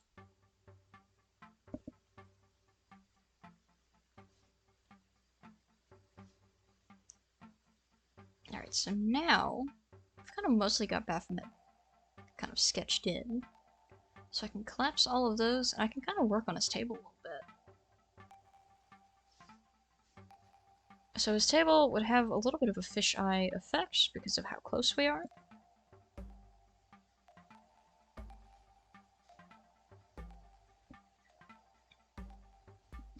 So we get the line parameters back up. Now that that's also in, I can get rid of that layer. And be stuck with things in his fingers. Hang on. Oh, it's this layer.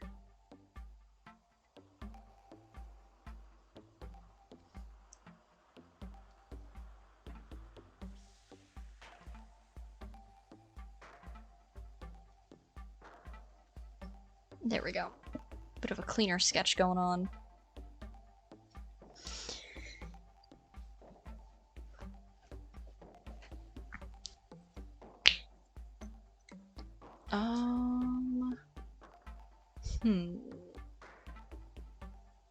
So now we figure out if we want to make this his desk or his mad scientist operating table.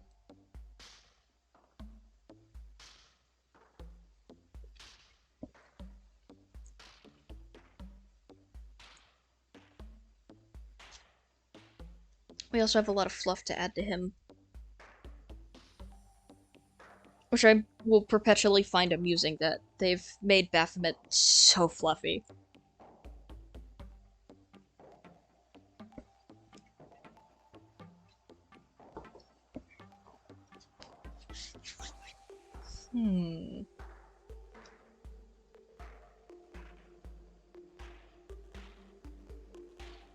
We could do a mix of both, where he has his notes and he has these different limb pieces here. I think that could be interesting.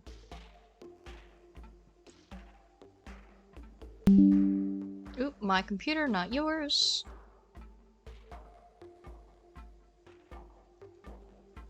Okay, we've got 2.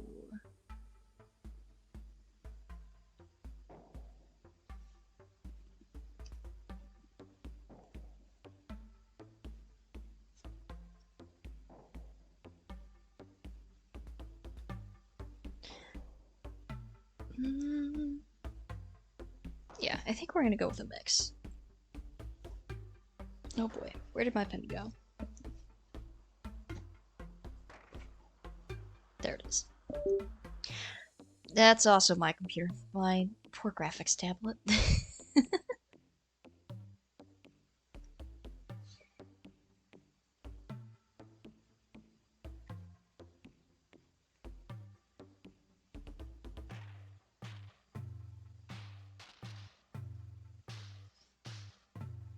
Okay, there we go. So I'm gonna take, is this the layer? Yeah. So that layer, we are going to work through the concepts for what he has directly in front of him. So we did say paper. So I think we will have his hand kind of over top of his notes. So maybe he's reading them over. So we have these here. And we'll do another piece of paper under it. I wonder if there are sticky notes in Avernus.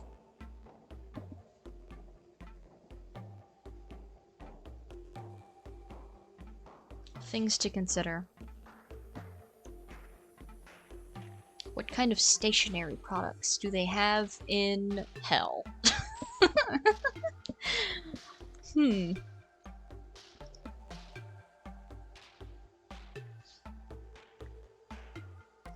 What do they got?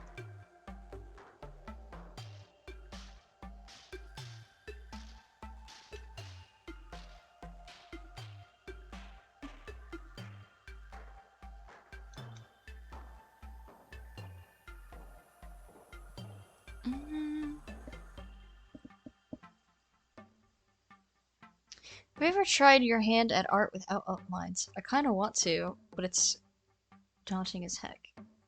Without outlines. What do you mean by not without outlines?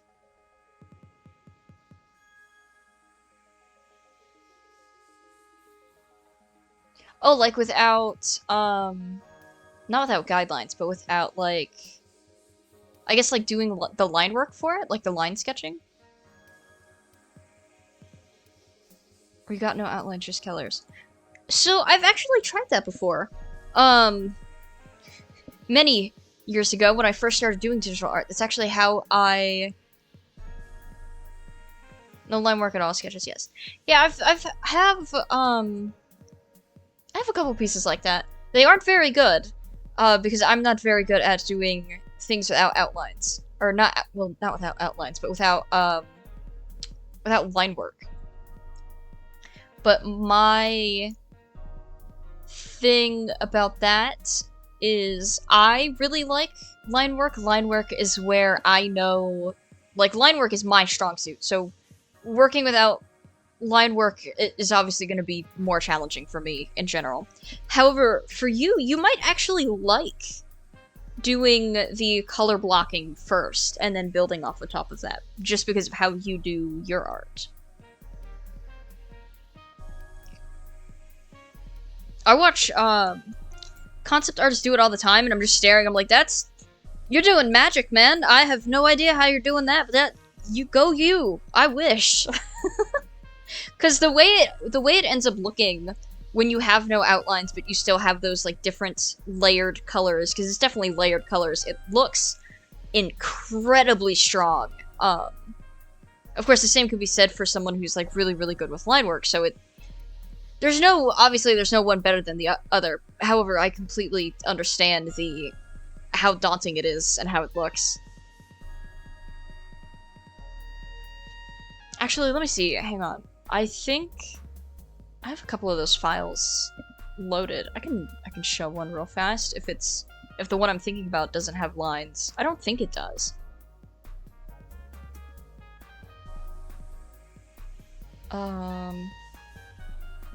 Here, actually, I will pull it up I'm gonna pull it up on the side first to make sure it is what I am looking for.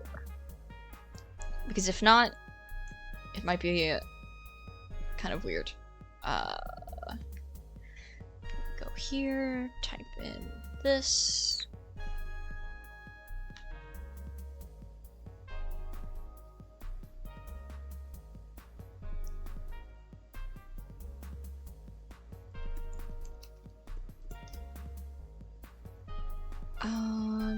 Does this have lines?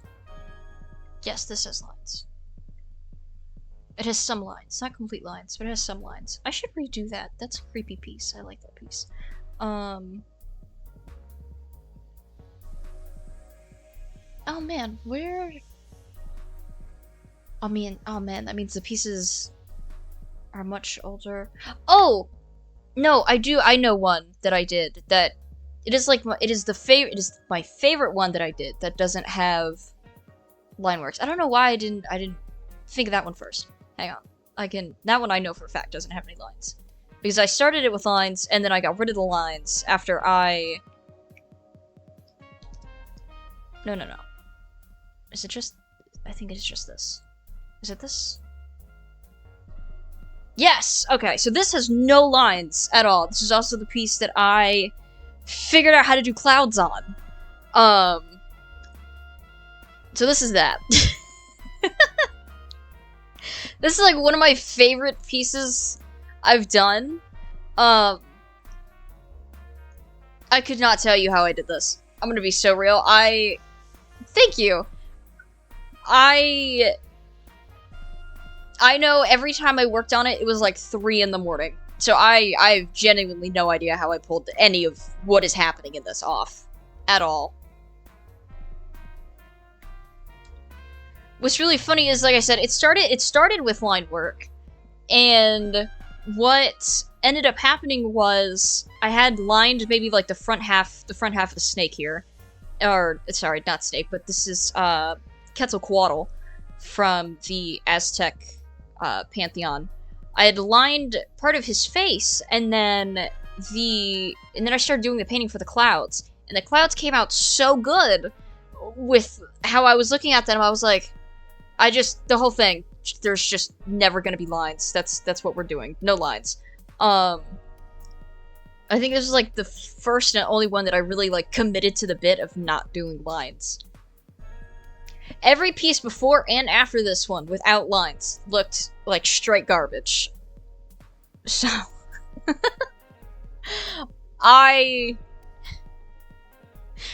anytime I'm thinking about like pieces I really like, it's this one and the Jabberwock, and then there might be one more. I will have to be braver about the no lines thing. 100%, it's just committing. Like 100% all of the time. Which is a horrifying thing to do. I completely agree. This piece is 4, 5 years old, maybe? It's about 4 years old, yeah. Yeah. So this is about 4 years ago. And then now we're here.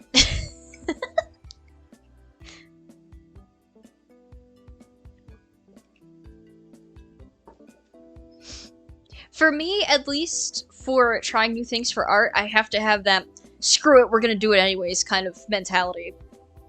Because if not, then I just end up in some stuck stalemate of doing kind of like the same thing over and over again. So I have to perpetually just kind of like throw the pen down and be like, we're doing it! It doesn't matter anymore, even if it might look bad. And then it doesn't end up looking nearly as bad as I think it will.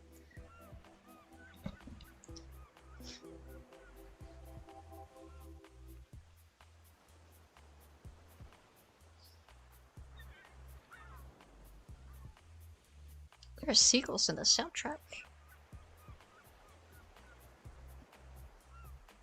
I'm gonna extend his hair a little bit on his scalp.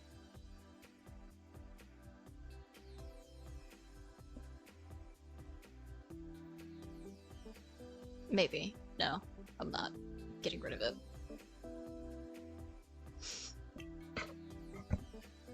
I will say you are at a very, very fun stage, art-wise, of just figuring everything out.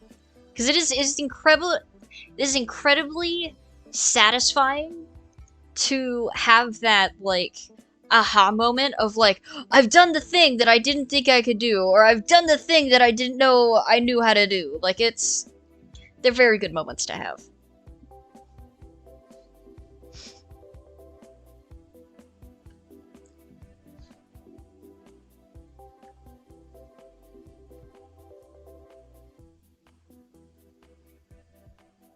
I'm at the fun stage of crying myself after sleep for No! All your art always looks really, really good, though. Genuinely, I'm pretty sure the way an artist perceives their art and the way an audience perceives their art are two vastly different things. Because we are the things that are making it. So we know everything that went into it, we know all of the mistakes, we know what we cut a corner against, we know what we feel isn't perfect, we know all of the positive and the negative, especially the negative of every single art piece we ever do. As opposed to our audience who looks at the art, even for just like a brief couple of seconds, it's like, I really like this piece, and they only see the direct positive of it. So they can see a little... They see the thing that the artist wants to see and can't always perpetually see, because we also know everything that built up and went into this piece.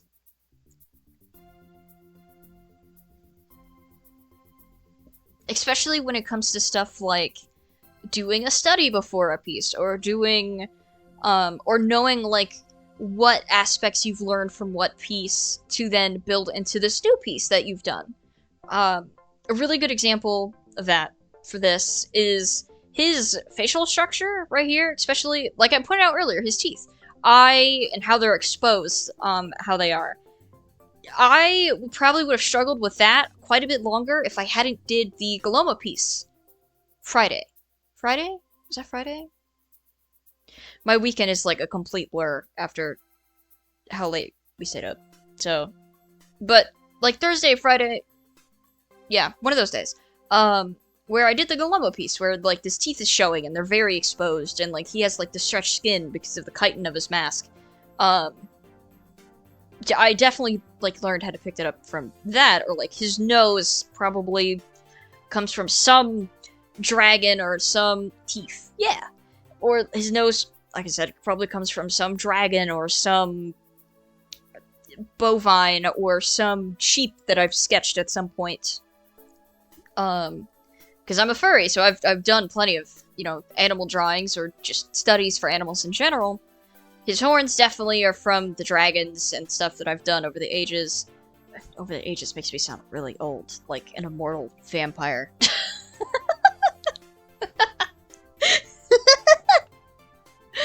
But, like, adding, like, the darks down here is really new. That's, like, perpetually being pushed by, like, the comics, or, like, the mane and the hair is something newer that I've, you know, figured out how to do better. So it's just, every single piece is an accumulation of everything you have ever learned all of the time. So, and we all know that. That's the problem, is every single artist knows that we all know this. But our audience doesn't have that same mental perception that we do. So, They're gonna see it differently than we do. All of that long ramble to say your art is probably a lot better than you think it is. I promise, you're a very good artist, especially for being so fresh and so new for it.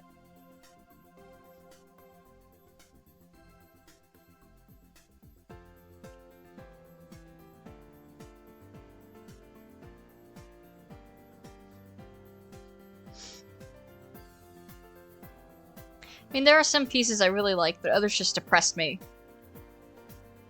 Really, though, appreciate your support, you. Of course! Dude, I love seeing people get into art. It's one of my favorite things.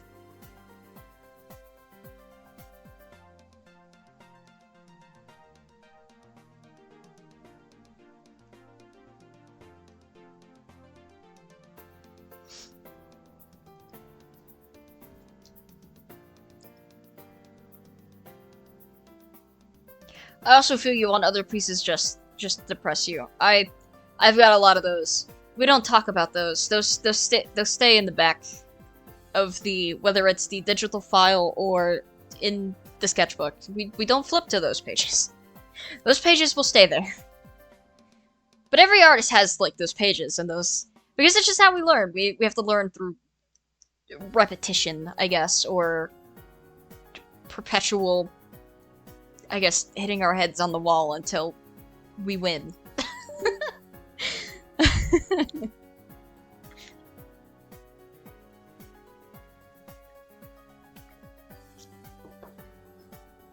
Artists are nothing if not incredibly stubborn. Alright, so I'm gonna take this vein, shadow, whatever I've done here. I don't know what we would call it. I'm gonna bring it over here too. Because I like it.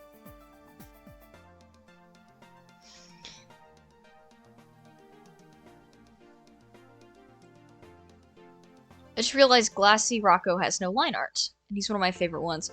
Dude, I cannot stress enough how you handle glass is like magic. I have no idea how you handle glass like that. It looks incredibly realistic.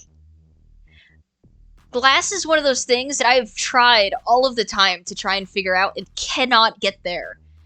And you knocked it out of the park every single time you've done glass.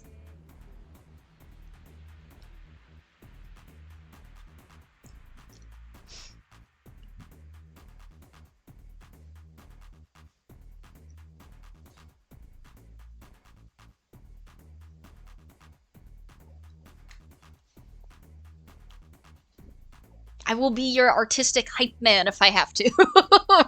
But for real, like, you do very good art. I realized I'm adding veins on his arms when I said I was gonna give him a lab coat. So I don't need to do that. So we'll backtrack a little bit. I was working on his desk and I went back to his lab coat. I've very slightly nudged my poor graphics tablet.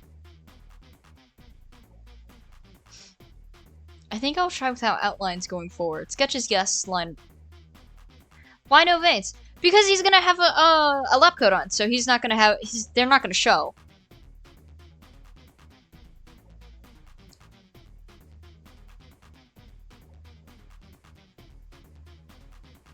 Unless we think... Do we think mad scientist Baphomet would have a sleeveless lab coat? Lab coat veins? The wrinkles? Hang on.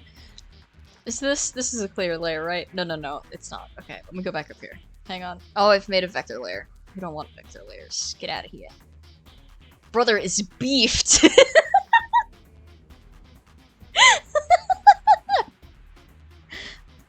Skin tight lab coat. What if we hang on? We could do. Can we feasibly give this dude a sleeveless lab coat? What do you want? No. The sleeve would be. It would sit over the shoulder. flow this way. So a little bit of chest in there. And then it would hang open.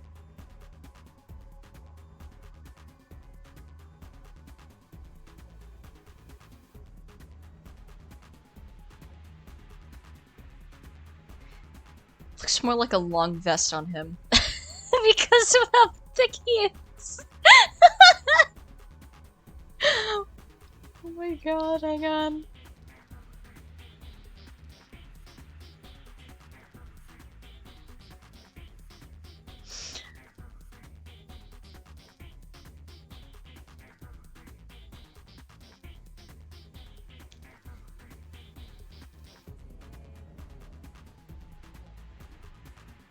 Rolled up sleeves, gotta do some fan service. You know what? That's a good point. I was thinking rolled up sleeves at one point, but I passed the idea. Because I was like, I think he looks pretty, but I'm not gonna put that out there until somebody else does. So good to know, yes, we'll do some fan service with sleeves. That is what we will do.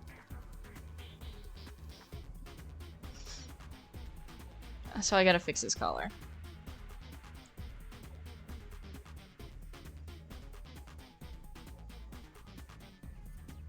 And we will, you know what, we'll have this part of the lab coat behind him, kind of like swoop behind him from the side.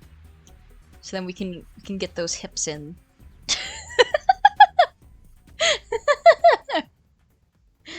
Okay, so if we're going rolled up sleeves, they would be about here.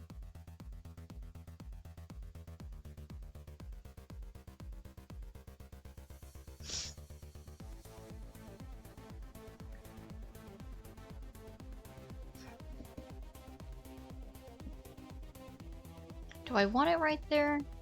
I might put his sleeves up a little higher. So it's not cutting, it's not making the elbow look weird. It's about here. So let's see, they would be wrinkly and they would sit over his, hang on, they gotta go like this.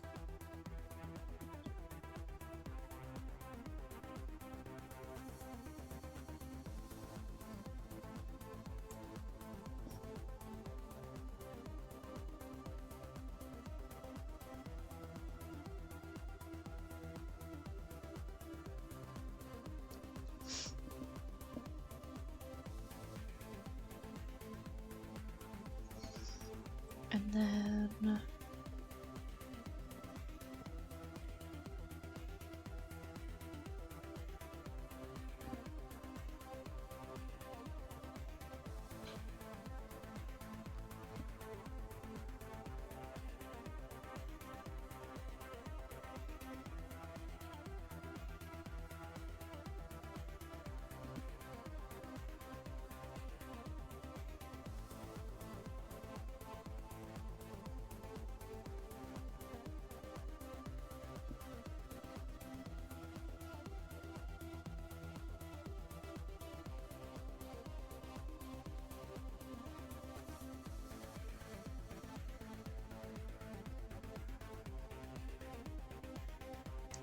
Okay, so let's see. So if I...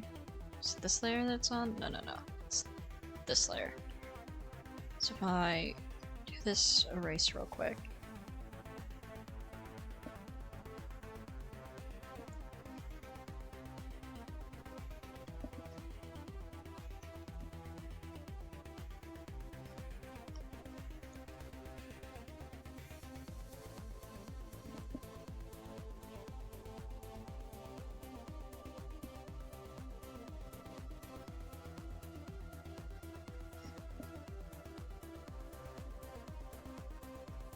Imp, why does this work? Oh my god!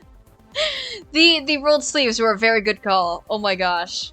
Hang on, so I gotta get rid of this here. We go here, the floof a little bit.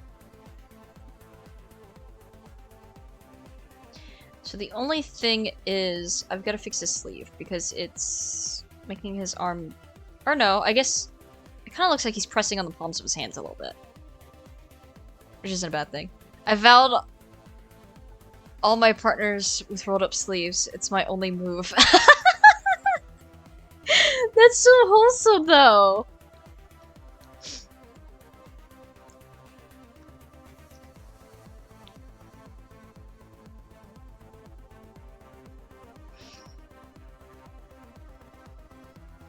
It's very wholesome.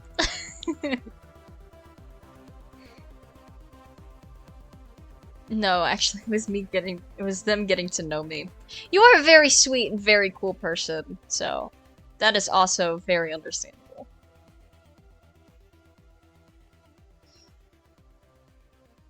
Alright, I've got to get his... There we go.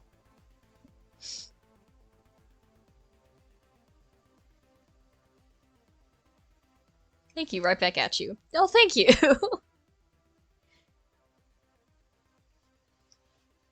So, because his other arm is the same, I could... This is the only thing on this layer, right? Yes, okay. So, I can lasso this...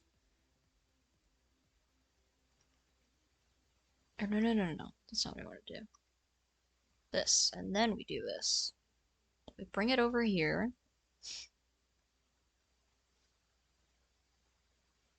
Flip horizontal.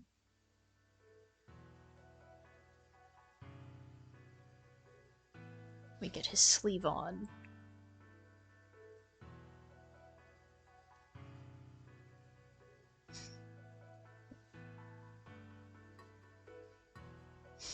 We just gotta do this.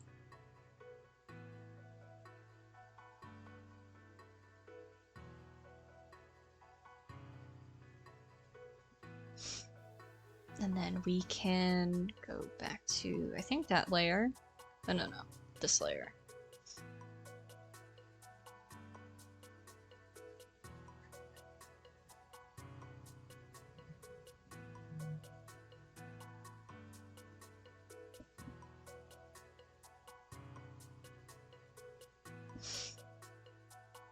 And now we've got fan service Baphomet.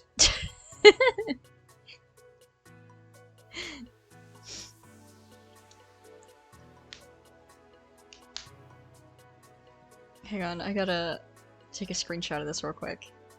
So my computer is gonna yell, and it will be my computer, not yours.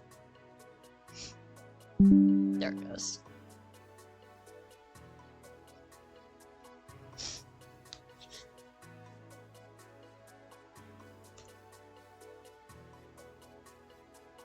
And then...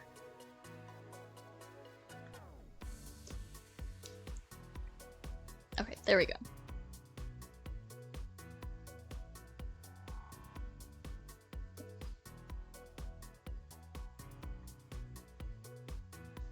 Oh, why did that pull back up?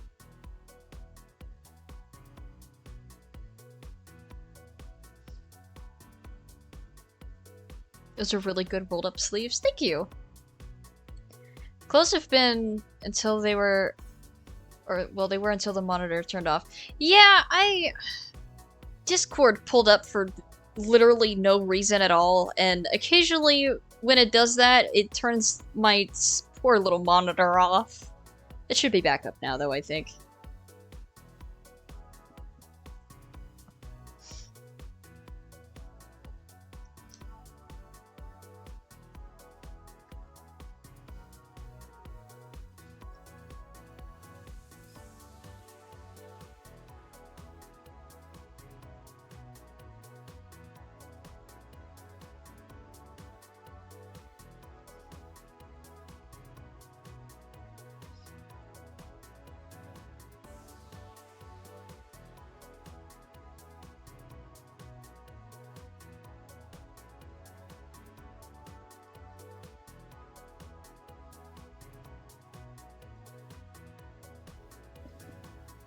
Oh, I've erased part of his ear. Hang on.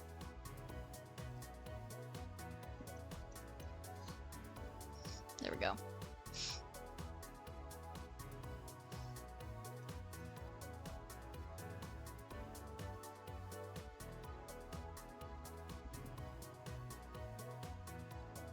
Alright, so now we go back to his desk, table, thing. Oops, I tilted it.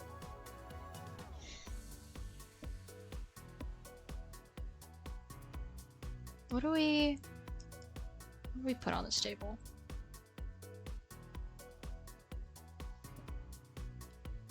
Hmm.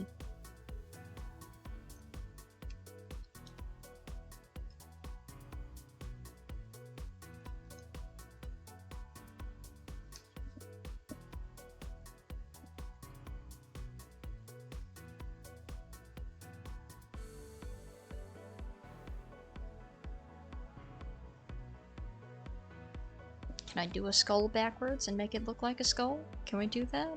Is that a thing I know how to do? The cheekbone would come out.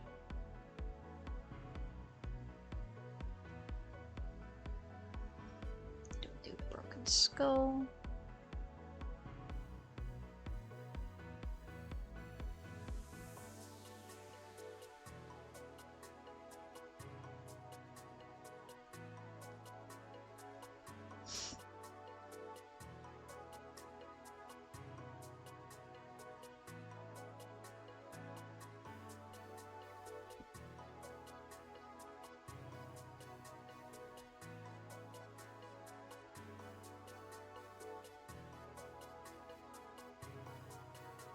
Not sure if we talked about this yet, but favorite anime. Ooh! We've not talked anime, and I do watch anime. Let's see. Favorite anime. Okay, top 3. I can give top 3. I can't pick a favorite though, because it varies. So, as horribly mainstream as this answer is about to be, One Piece. One Piece is on my top 3. My sibling and I have been binging One Piece for the past year now. Almost a year. It's been almost a year since we started One Piece from the very beginning, because neither of us had ever seen it before. At least not the original animation. I watched the live action, and like partway through the first episode, my sibling came out and she started watching it with me, and she was like, "This is awesome." And I was like, "This is a whole anime." And she's like, "Really?" And I'm like, "Yeah." And she's like, "Let's watch it." I'm like, "Okay." So we've been binging One Piece. That is very good anime. I really like that one. And then we are not caught up though. The other ones would be Wolf's Rain and what would be the third one? Oh, Laughing Salesman. I really, really liked Laughing Salesman. It was on Crunchyroll for a little while, and now it's like impossible to find online to watch again. But I really liked Laughing Salesman. Those would be my top 3.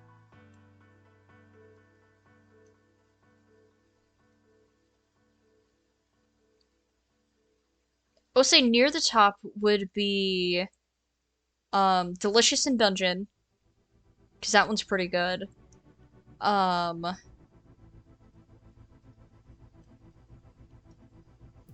Let's see. I've seen Death Note. I liked the first half of Death Note. The second half of Death Note, I've never been able to get through.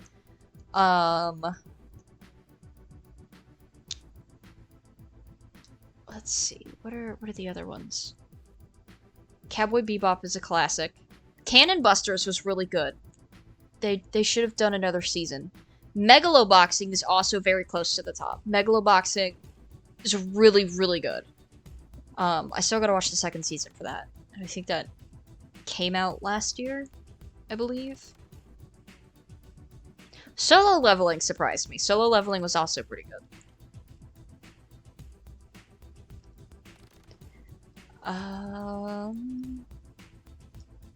What about you though? I'm sitting here rambling off just various animes I like. What animes do you like? What have you seen?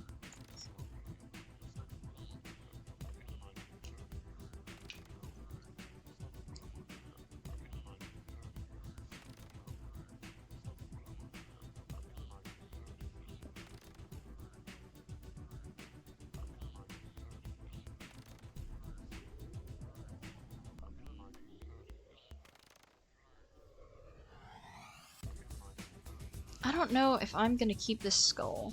That's a lot of names I haven't heard of, but they also sound like out of my wheelhouse. I am curious what animes you would like. I did not think you were someone who would watch anime. But I end up with that a lot where I'm talking to someone, I'm like, I don't know if this person would like anime or not, and then I'm suddenly surprised in that they do. But what animes? What have you seen? What does your wheelhouse look like?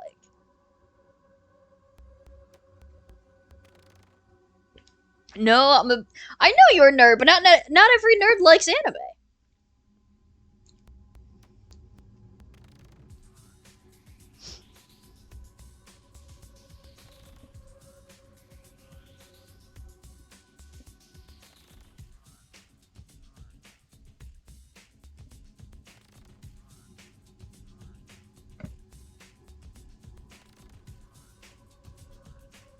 Now I'm trying to figure out what kind of wheelhouse you would have out of those. Cause I don't know if it would be Attack on Titan. I don't.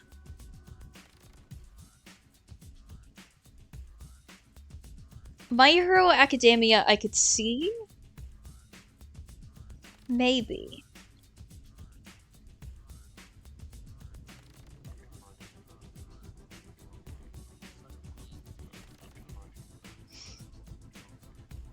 Unless you're like My Lion April or Angel Beats.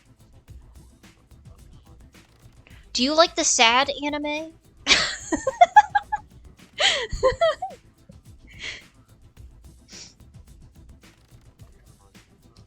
I will say Angel Beats is also very good though, if you've not seen it. Or if you have. So my favorite is probably still Sword Art Online.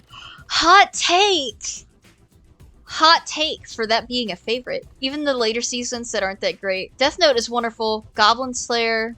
I don't think I would like Mob Psycho due to my fantasy preference, but was very positively surprised. Hunter x Hunter is a good ride. I did watch a bunch of One Piece too, and solo leveling is okay, but not quite fantasy enough for me.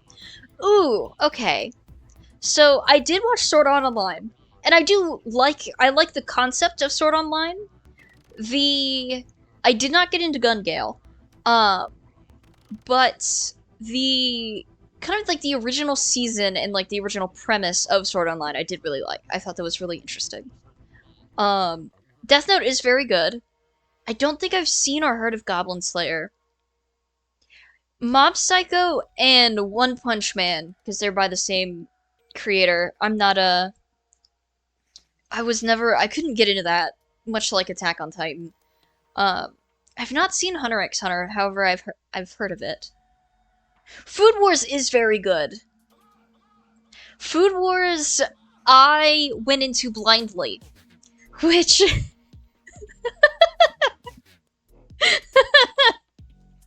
going into Food Wars without any kind of warning is a choice.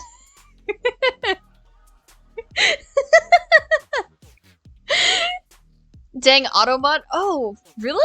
Hang on. Let me see.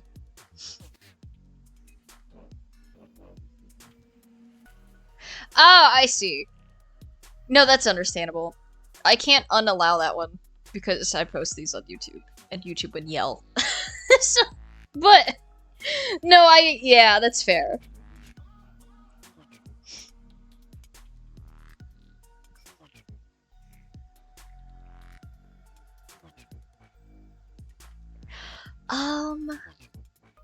What is some other...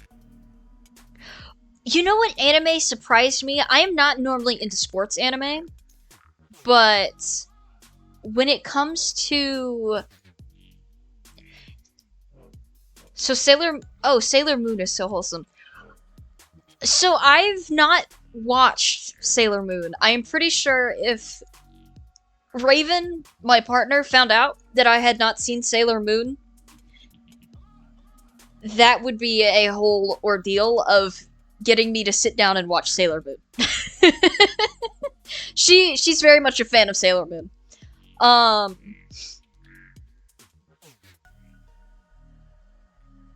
If you ever have kids, that's the one for young girls. I have zero intention of having kids. However, my sister might like. So actually, I think my sister has seen Sailor Moon. I think she's seen it because she's a big anime nerd too. Can relate. Yeah, yeah. No intention of having kids. What is? There's one more I'm thinking of that I can't. It's an anime that I walked into blindly. Oh, the sports anime. So I got myself fixed. Not risking that insanity. Understandable, honestly. But the sports anime. I don't normally like sports animes, but very deep down, very, very much a horse girl. Dude, I ran across Pretty Derby, which is like it is a horse racing anime, and we're gonna put an asterisk on it because it's like track and field horse racing, where these famous horses from a different world. It's an Iseki, I believe is what it's called. When they pass on, they get like their whole thing like transported over and like reborn into these like track star racers, and just the animation goes so hard for what the premise is. Like, it goes insane. My partners love horses. I'll have to get that ready for vacation. Dude, if they really like horses, that's the way to go for anime. Is Pretty Derby. Like, it was getting Blue Lock and was getting dunked on because of Pretty Derby being as good as it was in the animation department. I don't know who let that team go off like they did, but that was crazy.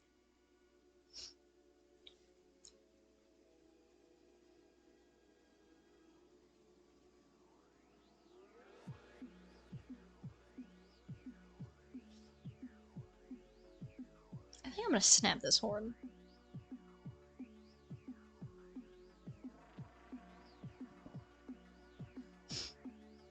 And then what else can we put on this man's desk? So he's not just contemplating a tiefling skull. Oh, we could do like vials and stuff. So let's see. So we do vials and bottles.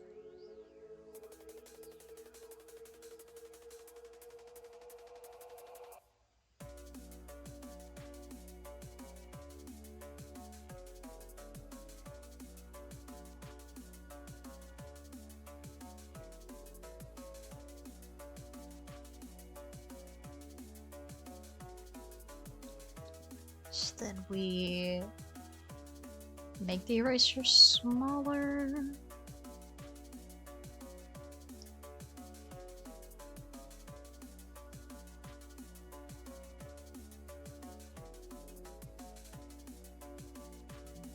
So maybe he's got like a cork in this bottle, and then like some thread wound around it.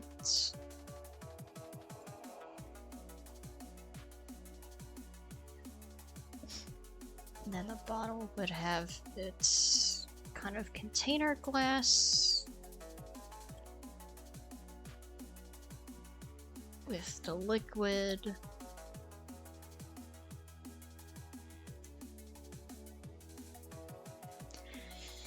And then maybe he's got like a short squat bottle right here.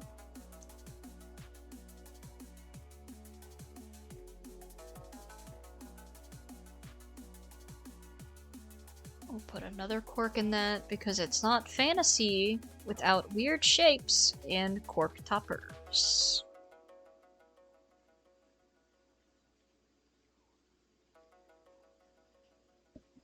So then the liquid might be a little more full.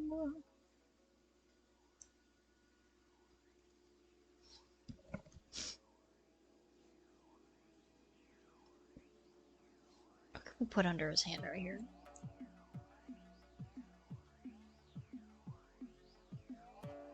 Can I give this man claws? Not that I should be figuring that out right now, but can I? Is this a thing we can do? This is a thing we can do.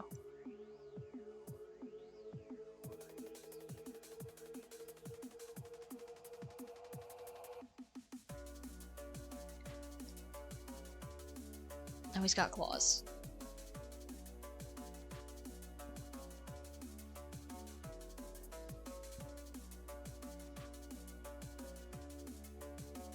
Now we debate with them there if we keep them or not. And then I will do a different layer just so I can keep going. Let's see. Maybe he's got a mat this stuff sits on.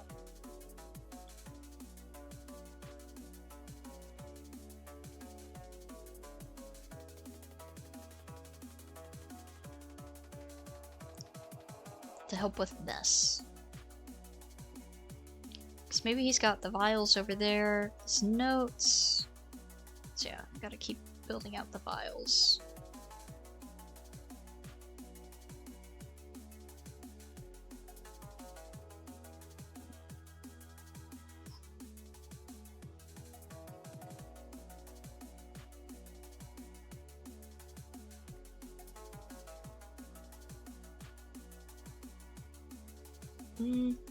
No, I don't like how that looked.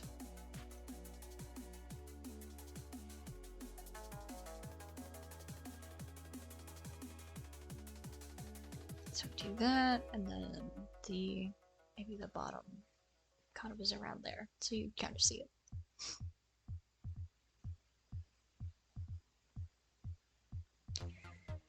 And then, if we're going with a table, we've got to get the wood texturing in.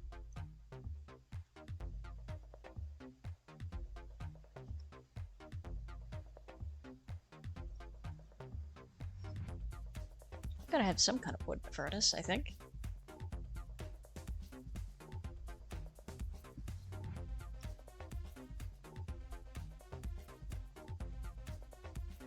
I still gotta figure out what we're doing for the background, because I have no idea. Backgrounds are hard, man. I just never know what to do with them.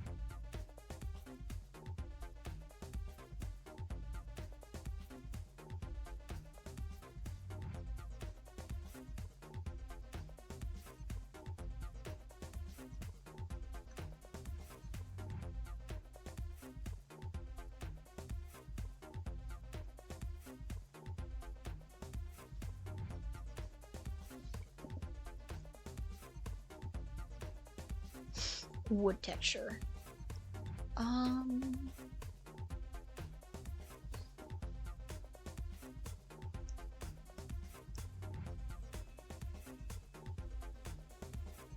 What can we do with this background?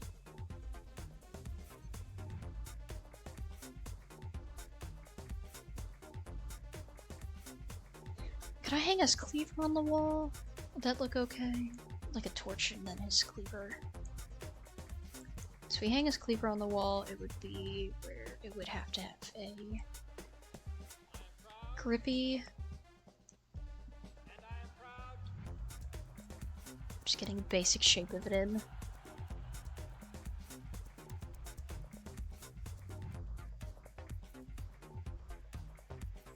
And then it ends up kind of having like this thicker base.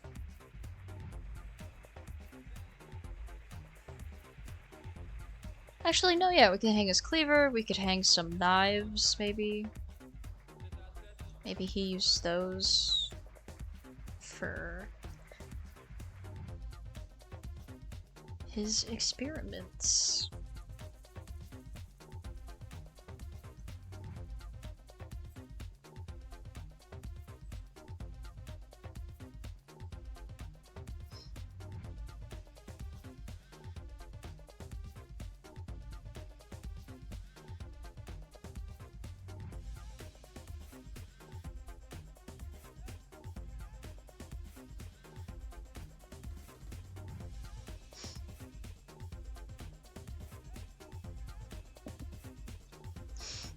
And then, so weapons there, maybe a torch here.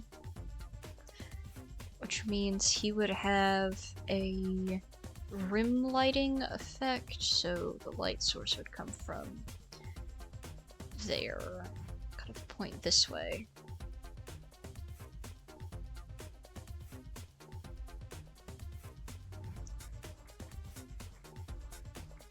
Do we want a torch or do we want a wall brazier?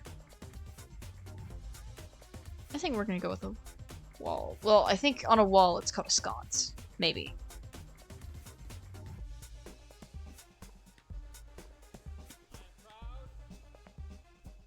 So we go with a wall sconce. If it's a sconce.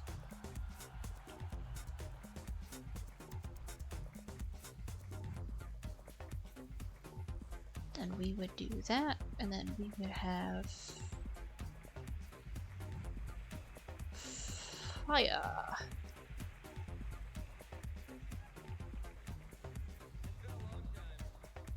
Then it would kind of have this like divot here because it would have that, and then because it's fire, it would have a heavy shadow there.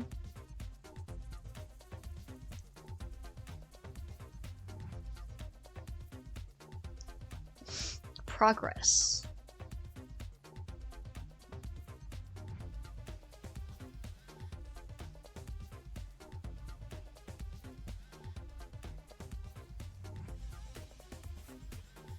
I don't think I'm gonna keep his claws though. Oops. That's a neat effect. Good to know that the heavy darks will probably come in handy. Yeah, okay, so that's the layer with his claws. So I'm going to erase his claws.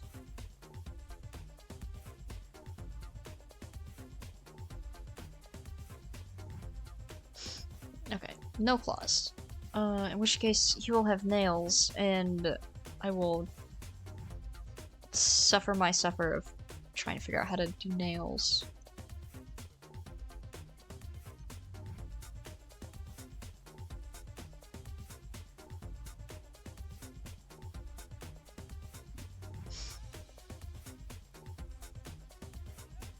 Sure.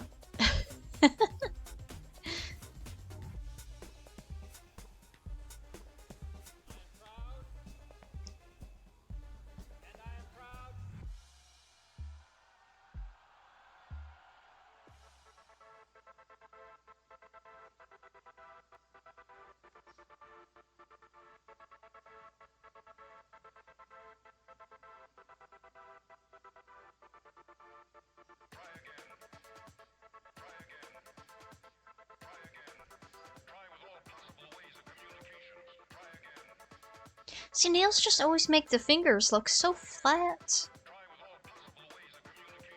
Howdy. Hi, Lizzo!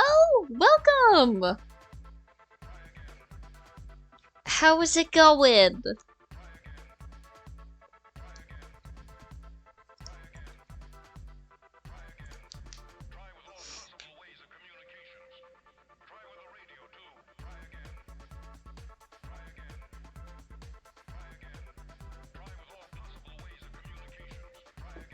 It goes. That's good. We've got Baphomet pretty much in, and then we were trying to figure out his background and kind of going through that process, which I think we've got in. Now I have to go through and get his actual cleaver nicely put in so it doesn't look like a really janked up ore for a ship. I was lamenting his nails, because the man's got nails. But I'll figure that out eventually. So I think at the moment it's just me, other than the cleaver, I think it's just a little bit of cleanup to do for sketch, which I believe I will do. So I'm gonna get everything smoothed in on one layer, and then we go through the perpetual process of making the sketch look a little prettier, just so I can read it better.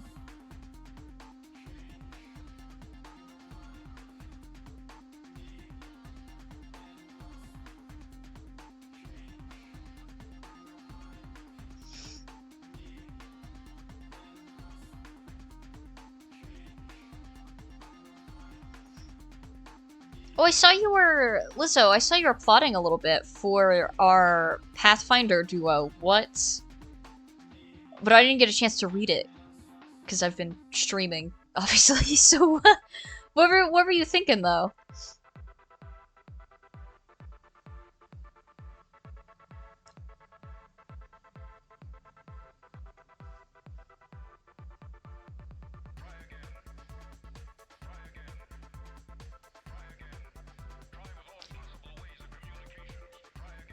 I was just looking at various classes and such, still undecided, to be honest. Ah, that's fair.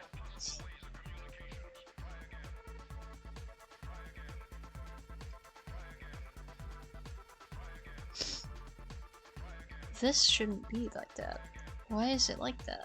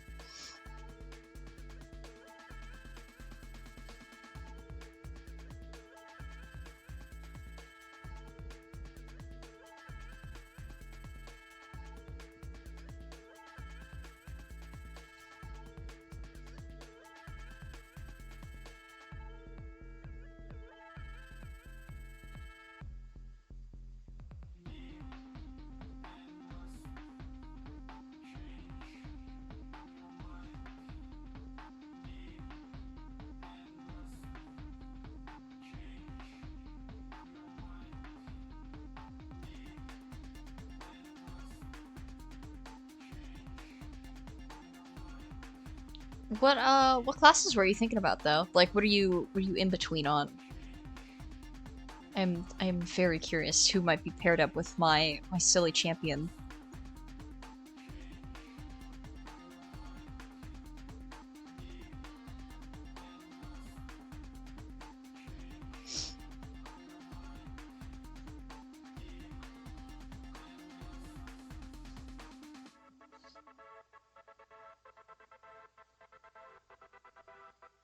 I was looking at Animist, which is one of the newest ones, but I'm still very much undecided and just browsing.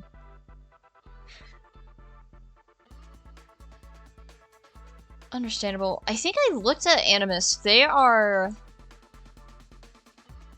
kind of funky in that they get a bunch of magic stuff, right? Like, they're kind of like an all-around magic person.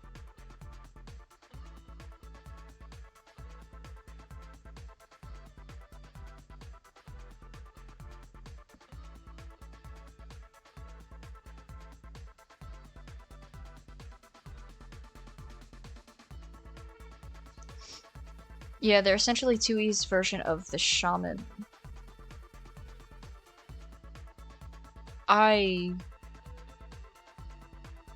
If shaman is from Pathfinder 1E, I have no idea. And if it's a D&D thing, I've completely missed out on what a shaman could be. Though it sounds kind of like a druid, a shaman. Might also bully into seeing if I can play a shifter since the homebrew has a foundry core. That'd be pretty cool, actually. I'm sure as long as it's balanced, he'll probably say yes. Unless he's got, like, a specific thing in mind. Shaman is a Pathfinder 1E thing. They use spirits and are essentially a divine primal hybrid. Huh, neat.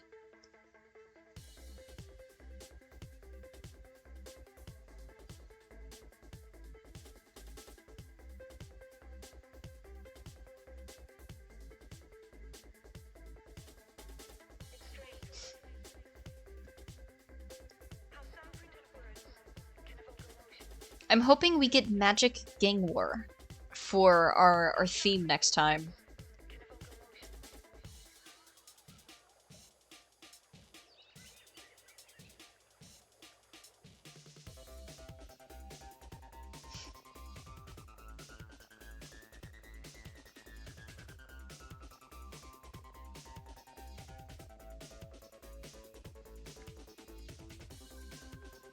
Same here.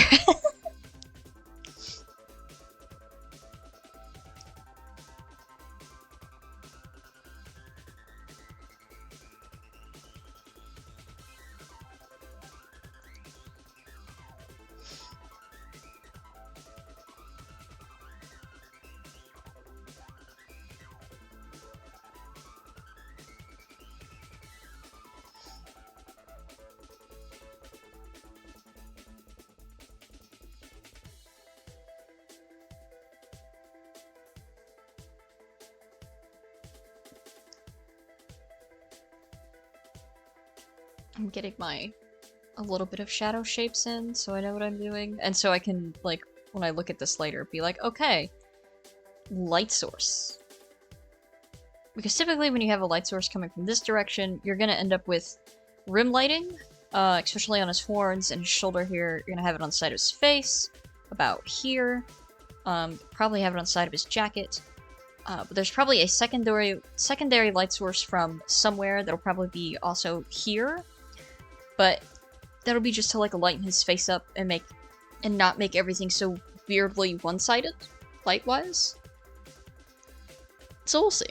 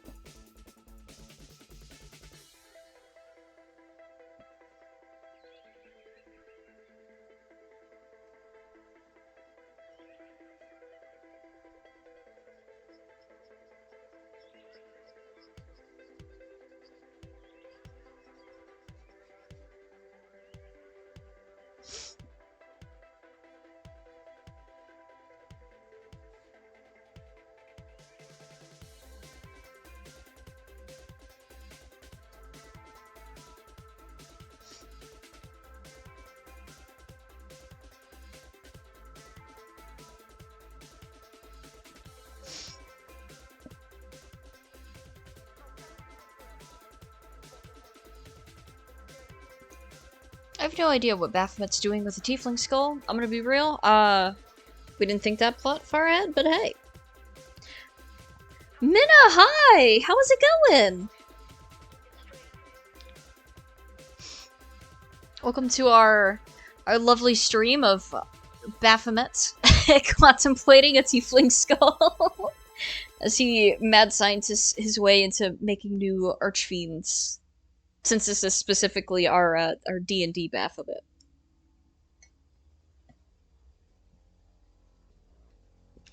But how's it going?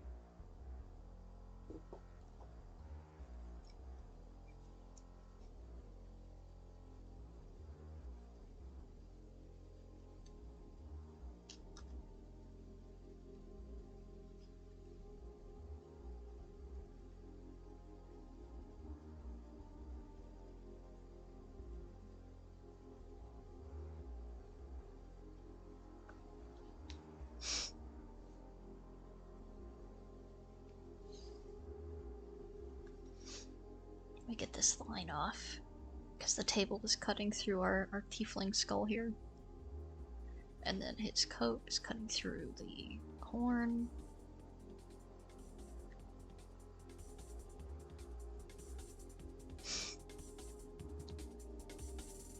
If happiness is a cat in your lap, then I have it.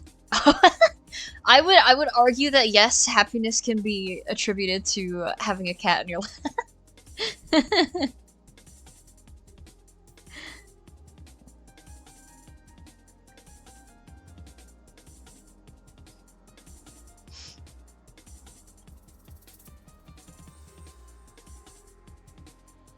What is our feline friend's name, if I may ask? Not anymore, she just got up. Oh. She said this is enough affection for now, thank you.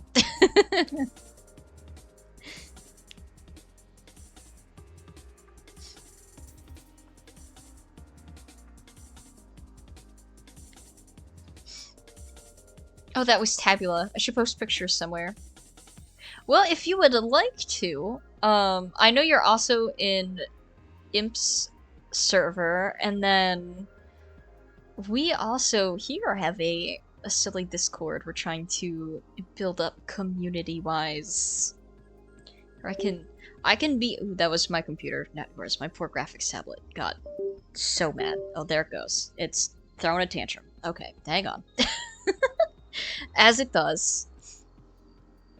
Okay, let me be a good streamer real fast and do my, like, calls to actions I'm supposed to do. So we have our community Discord for our friends who want to hang out. Just kind of like throughout the week. Post cool art. Post, you know, maybe what games you're hanging out with. We've got other streamers in there too. We have got our socials with Mastodon and Blue Sky. And then, as we see here, I'm a whole artist, and I've got a Patreon, I've got commissions in our shop, and I ramble about the comic a lot more and post stuff that I don't post on my socials. So there's those. Oh, and while I'm here, If has been hanging out this whole time, and I should give our boy a whole shout out. Though I think everybody here knows him. Let me see.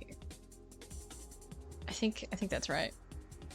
Yeah, there we go! If anybody is here and they don't know Imp, he is our wonderful friend who lives over all the way on the other side of the world in Germany. He is I believe a Paradox gamer. Yes, he is a Paradox gamer. He also does art.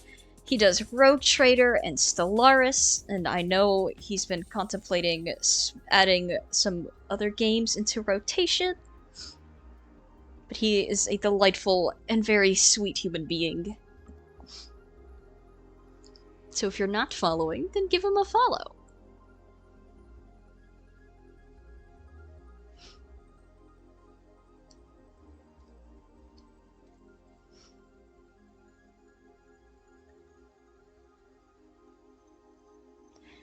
Okay, now...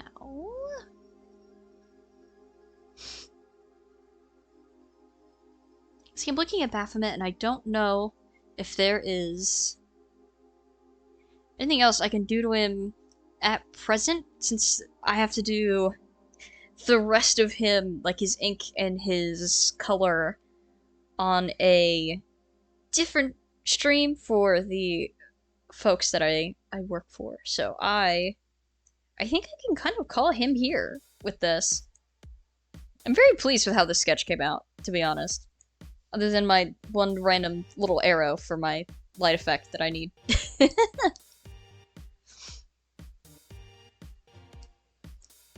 I might add a couple more things to his desk. I might not. I'm not quite sure. He also kind of looks like he's interrogating our skull. Though maybe he might be. He's an Avernus.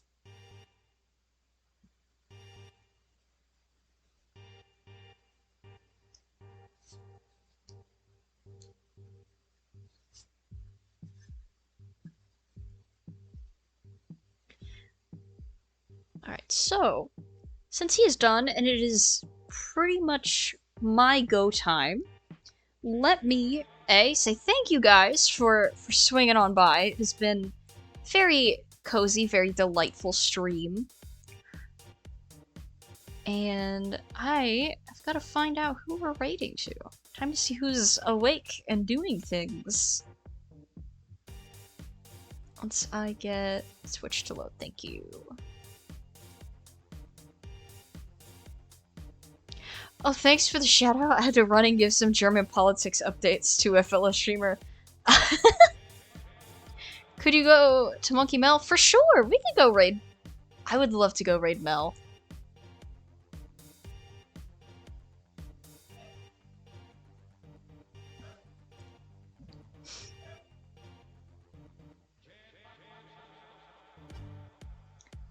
I should finally finish writing a write-up of the 2023 election results. Ooh. Alright, so, got this. Alright, gang. Thank you again for coming on out. And we will go raid Mel.